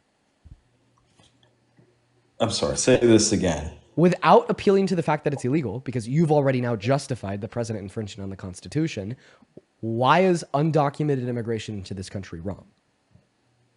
So there's two ways to go about it, right? And we have a legal system where you can show up and you can say, I'm seeking asylum. And that's a political issue that needs to be solved. We're talking about undocumented entry. Why is undocumented entry wrong? Why is it wrong? Yeah.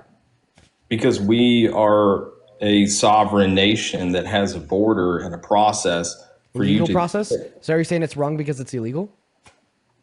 I'm saying, yes, it's wrong because it's illegal. Wait, but just like 20 seconds ago, you're suggesting that you're not necessarily sure that Donald Trump doing illegal things like trying to take their constitutional rights away is wrong, and you suggested that there's a gray area. So why is there a gray area when it is in reference to the president infringing on the Constitution, but there's not a gray area when it's in reference to a civilian infringing on a federal misdemeanor? I'm saying it's a gray area because the people have elected Donald Trump into office full aware, understanding that he was going to tackle this issue. Wait. They're also aware that he would take an oath, right, upon inauguration that he'd honor the Constitution. Obviously, he's broken that.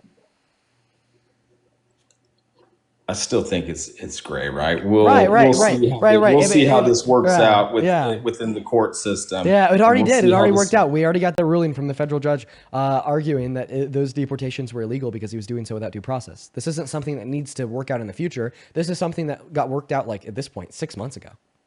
Sure.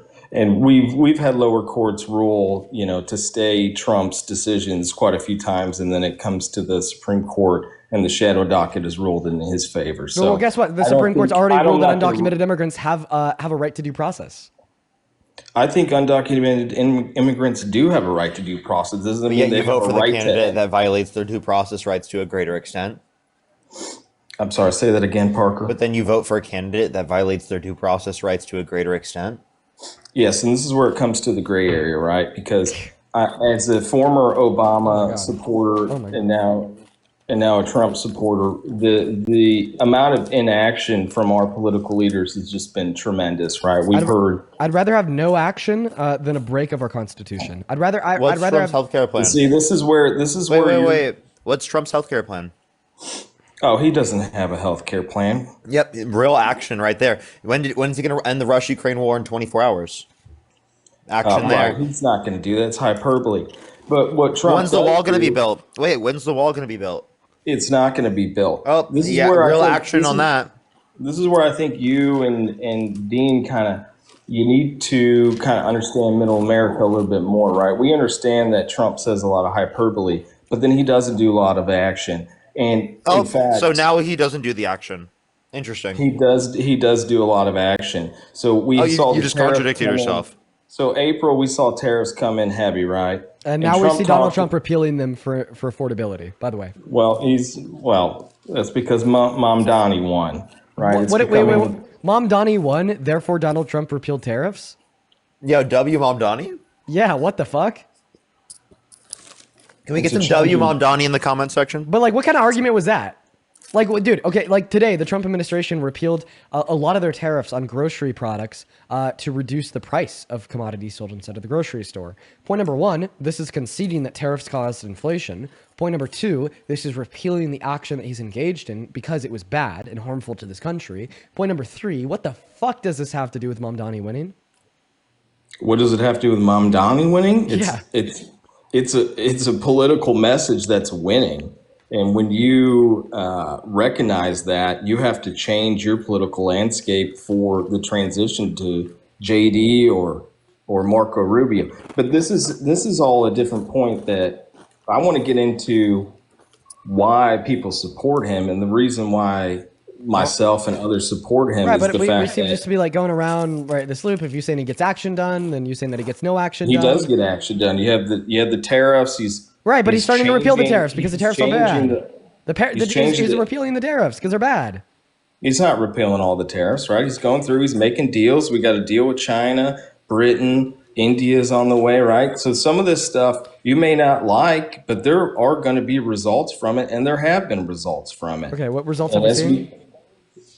you're seeing results being announced over the last couple of months. You want to know the results? The loss in jobs, the increase in unemployment, the increase in upward pressure on prices, the lower increase in real GDP.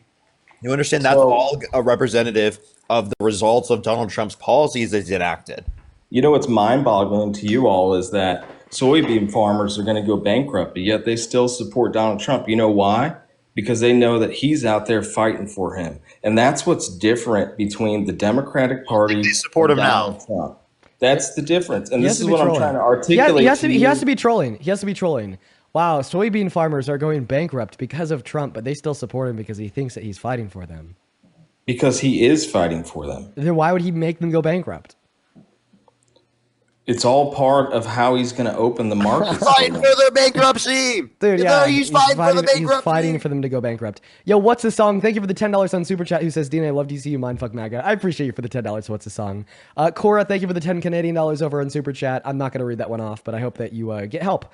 Let's see here. Angela, thank you for the $5 over on Venmo. Who says, Dean, I love when you and Parker, when you are on with Parker, y'all are the best MFs ever. Have a great day and keep it up. Thank you, Angela. Vaughn, thank you for the $5. And Kinsey, thank you for the $20 over on Venmo. Who says, thank you for fighting the good fight. I really appreciate you for the $20, Kinsey. Show some love to Kinsey down below in that chat, y'all. And thank you so much for the $20. Seriously. Thank you. About 1 billion times over. Fuck yeah, Kinsey. Then over on PayPal, Madeline, thank you for the $2. Layla with the $5. Madison with the $3.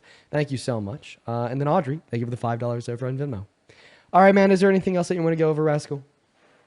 Well, I just want to ask you all, like, who do you think in the Democratic Party is fighting for? Is fighting for the American people right now? Yeah, by fighting against Trump. I'd say that, like, right now, the biggest win of the Democratic Party is that they're anti-Trump demeanor and they're fighting Congress to get the Epstein files released. Right now, they're fighting for the American people by fighting for accountability for predators and fighting for more governmental transparency. Okay, but who's fighting for Middle America? Who's fighting for Middle America? Well, I mean, the Democrats tried to fight for Middle America by extending the ACA tax credit that would have prevented the price of Medicaid through the ACA to go up by 300% for 45 million American workers, most of them being in that working class in Middle America. But then the Republicans said, actually, no, we're going to fight against Middle America. We're going to fight against the working class. We're going to fight against more affordable health care. We want their premiums to go up by 300%. And the Democrats ultimately lost because 7 of them were weak spine and conceded. Yeah, but, you know, there was a lot of people who were going to not be able to have food on their table or fly. So right, yeah, because Donald Trump refused to abide by a court order from a judge in Rhode Island and fund SNAP benefits with use of contingency funds. they would have been partially paid out. I'm not asking, you know, what Democrats are fighting for. I'm saying who. You want the specific names of the Democrats? And I'll be vulnerable with you here, Dean. Like, I'm a Trump supporter now, but you know, he is fallible. Bernie, if the Democrats put anybody, Crockett, Khanna, Mamdani, Plattner, Tallarico. But who's going to be elevated to run? I don't think that any of these questions are relevant towards the debate about why you support Trump as president, so I'm going to go kick you at this point. You take care. All right, folks, this next guest will maybe be one of the last guests of the night. We might do like 1 or 2 after this, but this might be it. If you're watching it now and you want to support me, you can find my Venmo, my PayPal right there. You could also find it in the link tree in my bio. If you do support, I get 100% of the proceeds over on those platforms, and you get a notification on my phone like this. Ariel, thank you so much for the $15 on Venmo, who says simultaneously enraged and inspired listening to these conversations. Well, I appreciate you so much for the love, Ariel, and I hope that we can get more of that inspiration part and less of that enraged part, but it is very easy to get enraged when talking to these people. And Harold, thank you so much for the $50 over on PayPal. Oh my God, thank you so much for the love, Harold. As well as Harold, I just read your message. I hope that the radiation goes well, dude. Thank you for the $50. Just some love to Harold. Thank you, thank you, thank you. And then Kiara, thank you so much for the $15 over on PayPal, who says only action Trump is good at is, I'm not going to read that. I'm not going to read that, Kiara. Good one, though. Thank you for the $15. All right, what is going on? Do you support Trump? I don't really know who I support. I just had a question for Parker, but it is a political question. And it's a really dumb political question, but Parker is a lot more, like, easier. He can dumb things down better than you can, but I watch both of you, and I absolutely love both of your streams, but he can dumb things down a lot more. So, what's a tariff? What's a tariff? Like, I've been watching you guys for a while, and that's the only thing I can't figure out. And every single time that I look a video up to dumb it down, I get, like, 16 different answers. So it's a tax on an imported good. And that tax is paid by the importing business, and it's passed mostly down to the consumer. But to be more specific, like if you even need like more dumbed down than that, right? So we like buy goods, we sell goods, right? That's the economy. But sometimes we buy and we sell goods with people and companies outside of America. And when a company outside of America wants to sell goods to a person or a company inside of America, a tariff makes that importer pay a tax on the good they're buying. Okay, well, thank you for explaining that to me. I think I get it now. Thank you for me. Yeah. Let's go get that next guest loaded up in here. We got Major Savage connecting. Here we go. Hello, brother. Age. I am 25. Don't believe you for a second, my friend. Say thank you to two people real quick.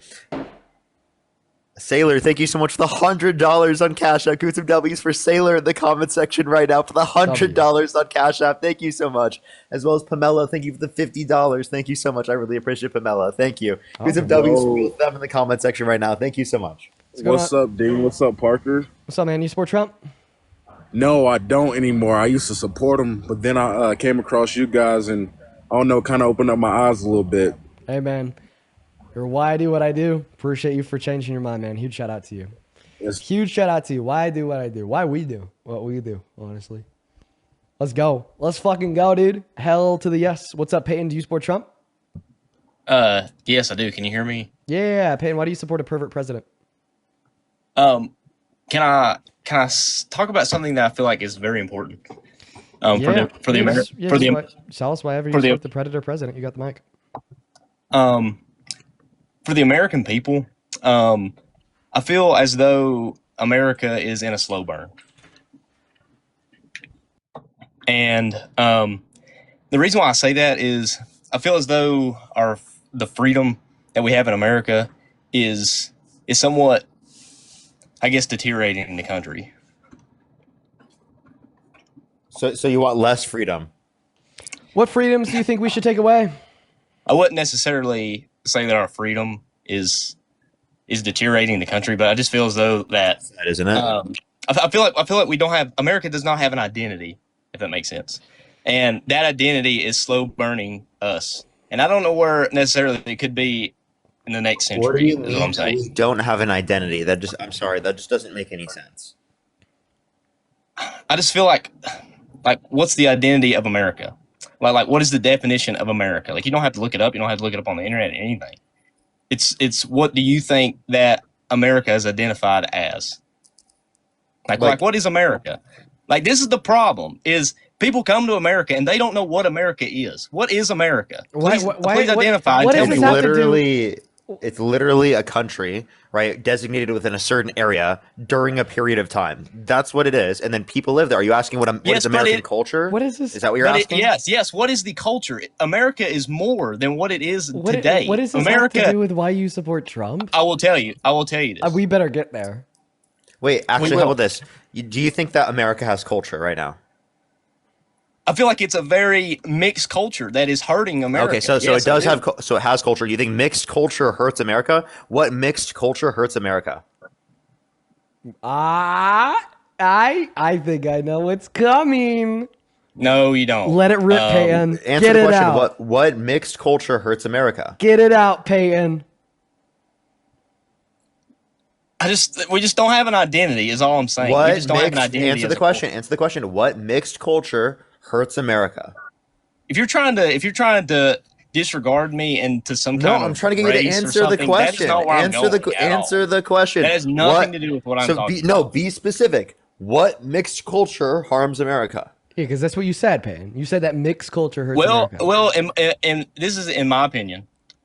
I feel as though this is really important. I feel as though religion is the most important thing in the whole entire world. Okay. And I feel as though you have so many mixed religions within a country that it divides it. And that's where I'm saying, where will it be in the next century? America? I'm an atheist. That's the problem. Do you disagree with people being atheists? I'm sorry. No. I could be friends with a Muslim and we can sit down together. That's holding a different religious perspective. So what's your point? That's what's important. That is important to talk so then to you each just other. agreed that mixed culture is not bad. Okay, wow. Silence. Let me guess. But hold on. Let me guess. Problems with Muslims, right? No, I don't have a problem with Muslims. I said, but you shouldn't be able to be a Muslim in America?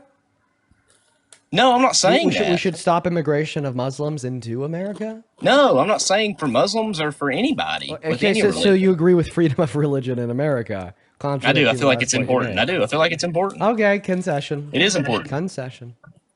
It is important. But I'm just saying. I'd like to know, like, what is the divisive part that is within America that needs to be found out, whether that's religion, whether that's something that's really dividing America right now. Does that make sense? I feel like no. This is important. Something that's really dividing America right now is the president that you support. Well, hold up. Would you say that?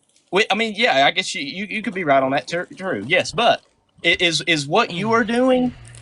Would you say that is somewhat divisive too? Oh, what I do is a necessary reaction to said divisiveness. What I do will hopefully bring individuals together through reason. But what's the difference of me talking down about you and what you believe in and what I believe? One moment, Peyton. What I do will hopefully, ultimately, bring everybody in this country together on a set of foundational facts and critical thinking skills to be able to use those foundational facts to create unity, right, through equality, unity through fair treatment, and unity via the rejection of tyranny.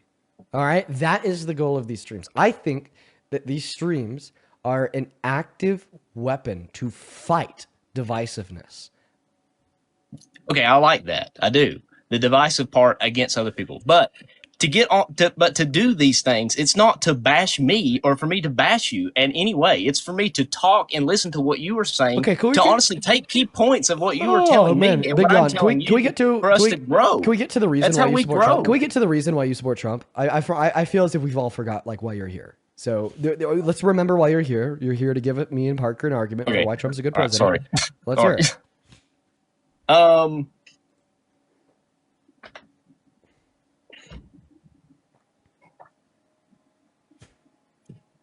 Do you need a moment to think? I'll give you a moment to think. I got a couple of people to thank. Holy cow. Dude, Michael, thank you so much for the $100 on PayPal. Fucking hell, dude. I want to see 1,000 Michael W's down below in that comment section. Thank you so much for the $100, my friend. Holy cow. That is so incredibly kind of you. Michael, with a $100, says, Parker can dumb things down, but Dean wins the $100 for the sleeper build.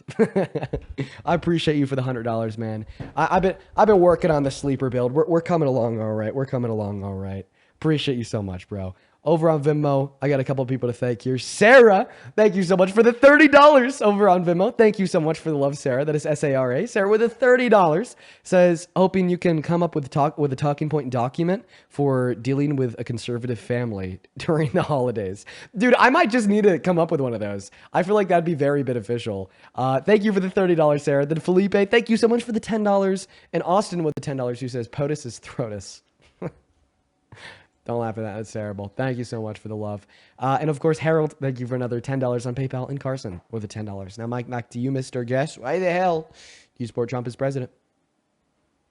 I'd just like to say that I appreciate you for having me on here and being good to me. You know, like I feel like a lot of people don't get an opportunity to voice their opinions on stuff or feel comfortable being able to do that. So I appreciate that. But I feel like the bigger thing for the country and as for the world is I'm better start being real bad to you if you don't tell us why you support Trump.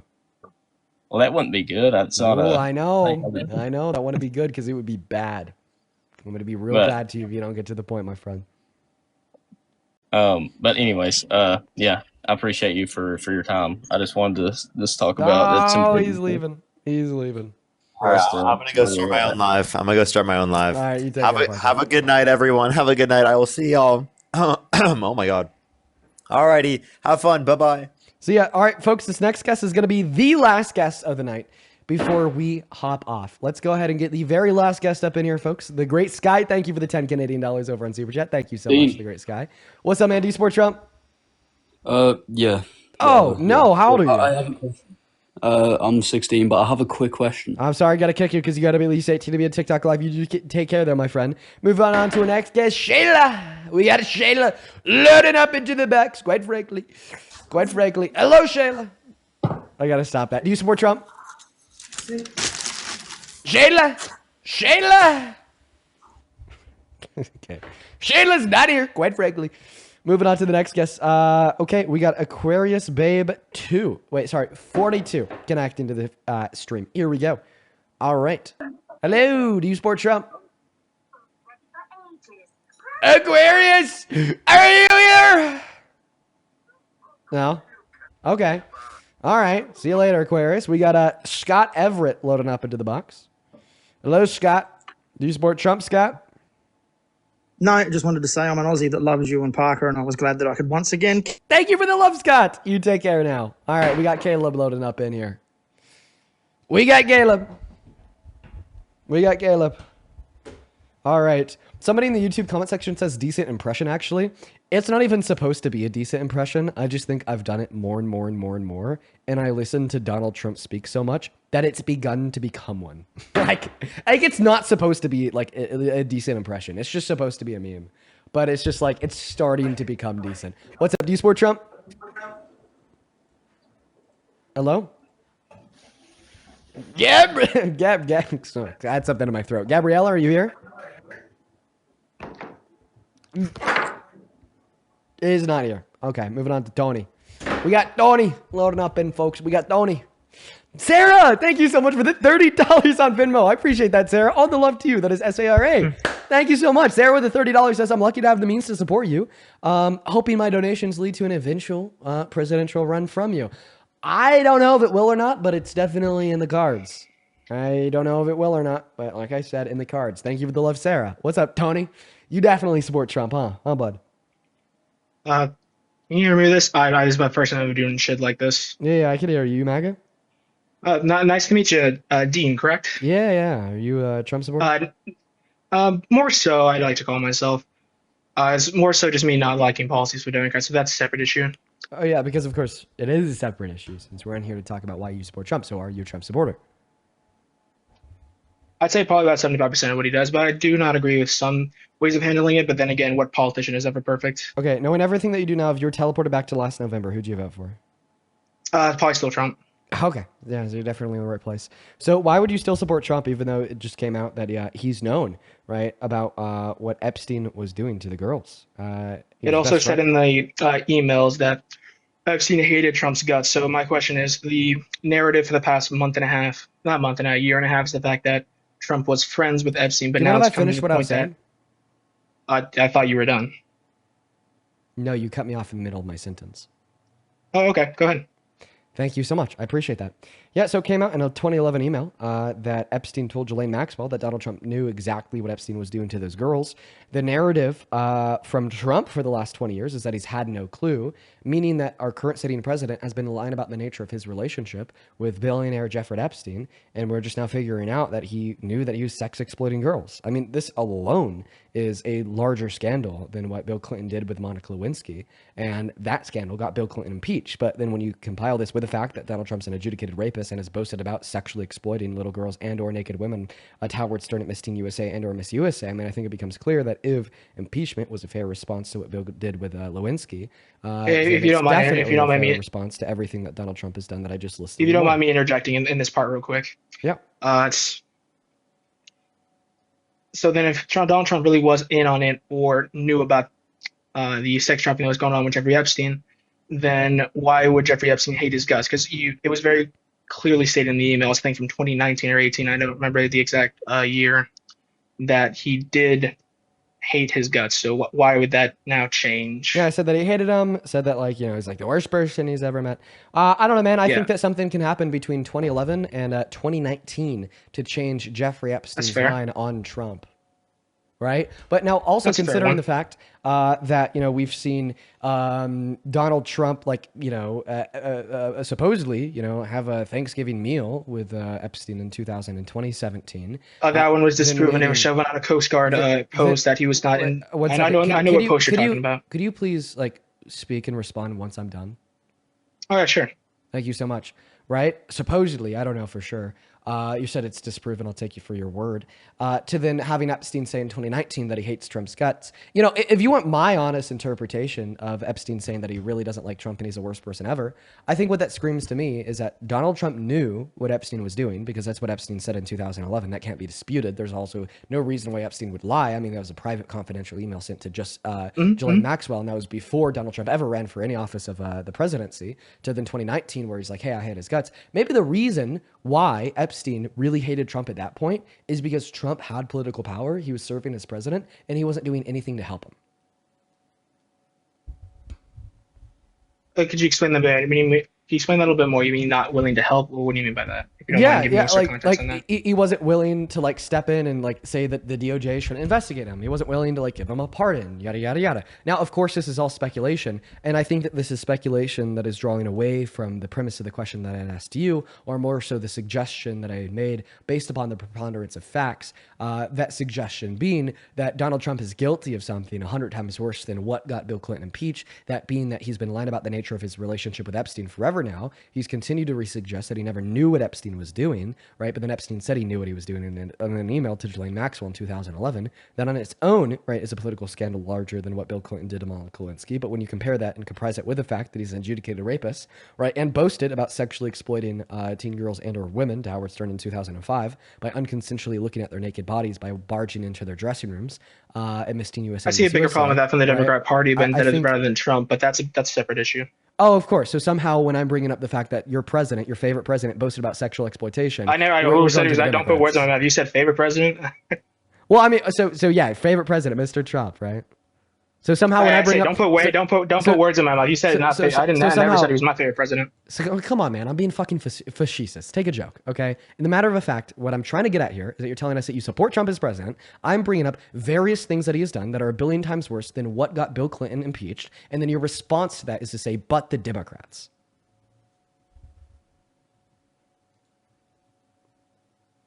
What do the Democrats have to do with Donald Trump sexually exploiting naked women and or naked girls at Miss Teen USA and Miss USA? I get what you're saying on that. None of the, I can't speak on this, on a lot of this, because like you said before, a lot of this is going to be pure speculation. Now we cannot prove every single detail, especially in the emails, giving a light context more of this. Wait, I'm talking about the sexual exploitation that Donald Trump admitted to. He boasted about it.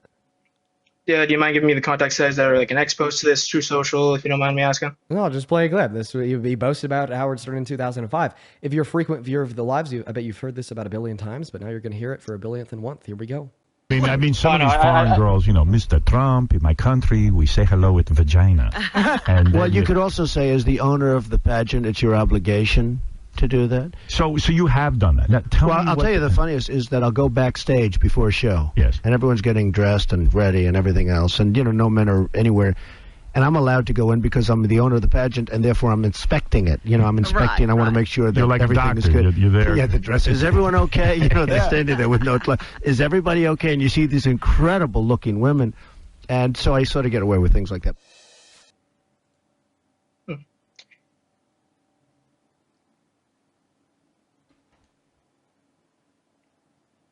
Thank you for bringing that context. I do appreciate the receipts for some of these things because I don't like how other people like to kind of just bring out a lot of bigger talking points, but I do appreciate that. Yeah.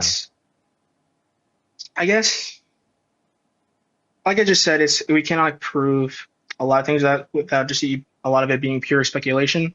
Well, that's not And I wish I could. because we just listened to him admit to it. And I didn't mean to that case specifically. I meant more so to the involvement of being directly connected to Jeffrey Epstein. That's a separate thing. Okay, well, And but in this case, because we can prove it, like, how do we respond? Right? Like, do we want somebody that has not only sexually exploited women and girls, but boasts about it like it's a good thing run our country? Like, if we care so little, right, about the sanctity and the right to autonomy and against transgression of unconsensual sexual actions directed towards them of women and girls, to the extent that he'll do it and boast about it, then how could he possibly care about a country? My biggest contention to that is probably just because I know you're probably sick of talking about this one before, because I understand that a lot of people on the right do talk about this a lot, is him kicking out of Mar-a-Lago. But yeah, I know you're probably tired about hearing about that as well.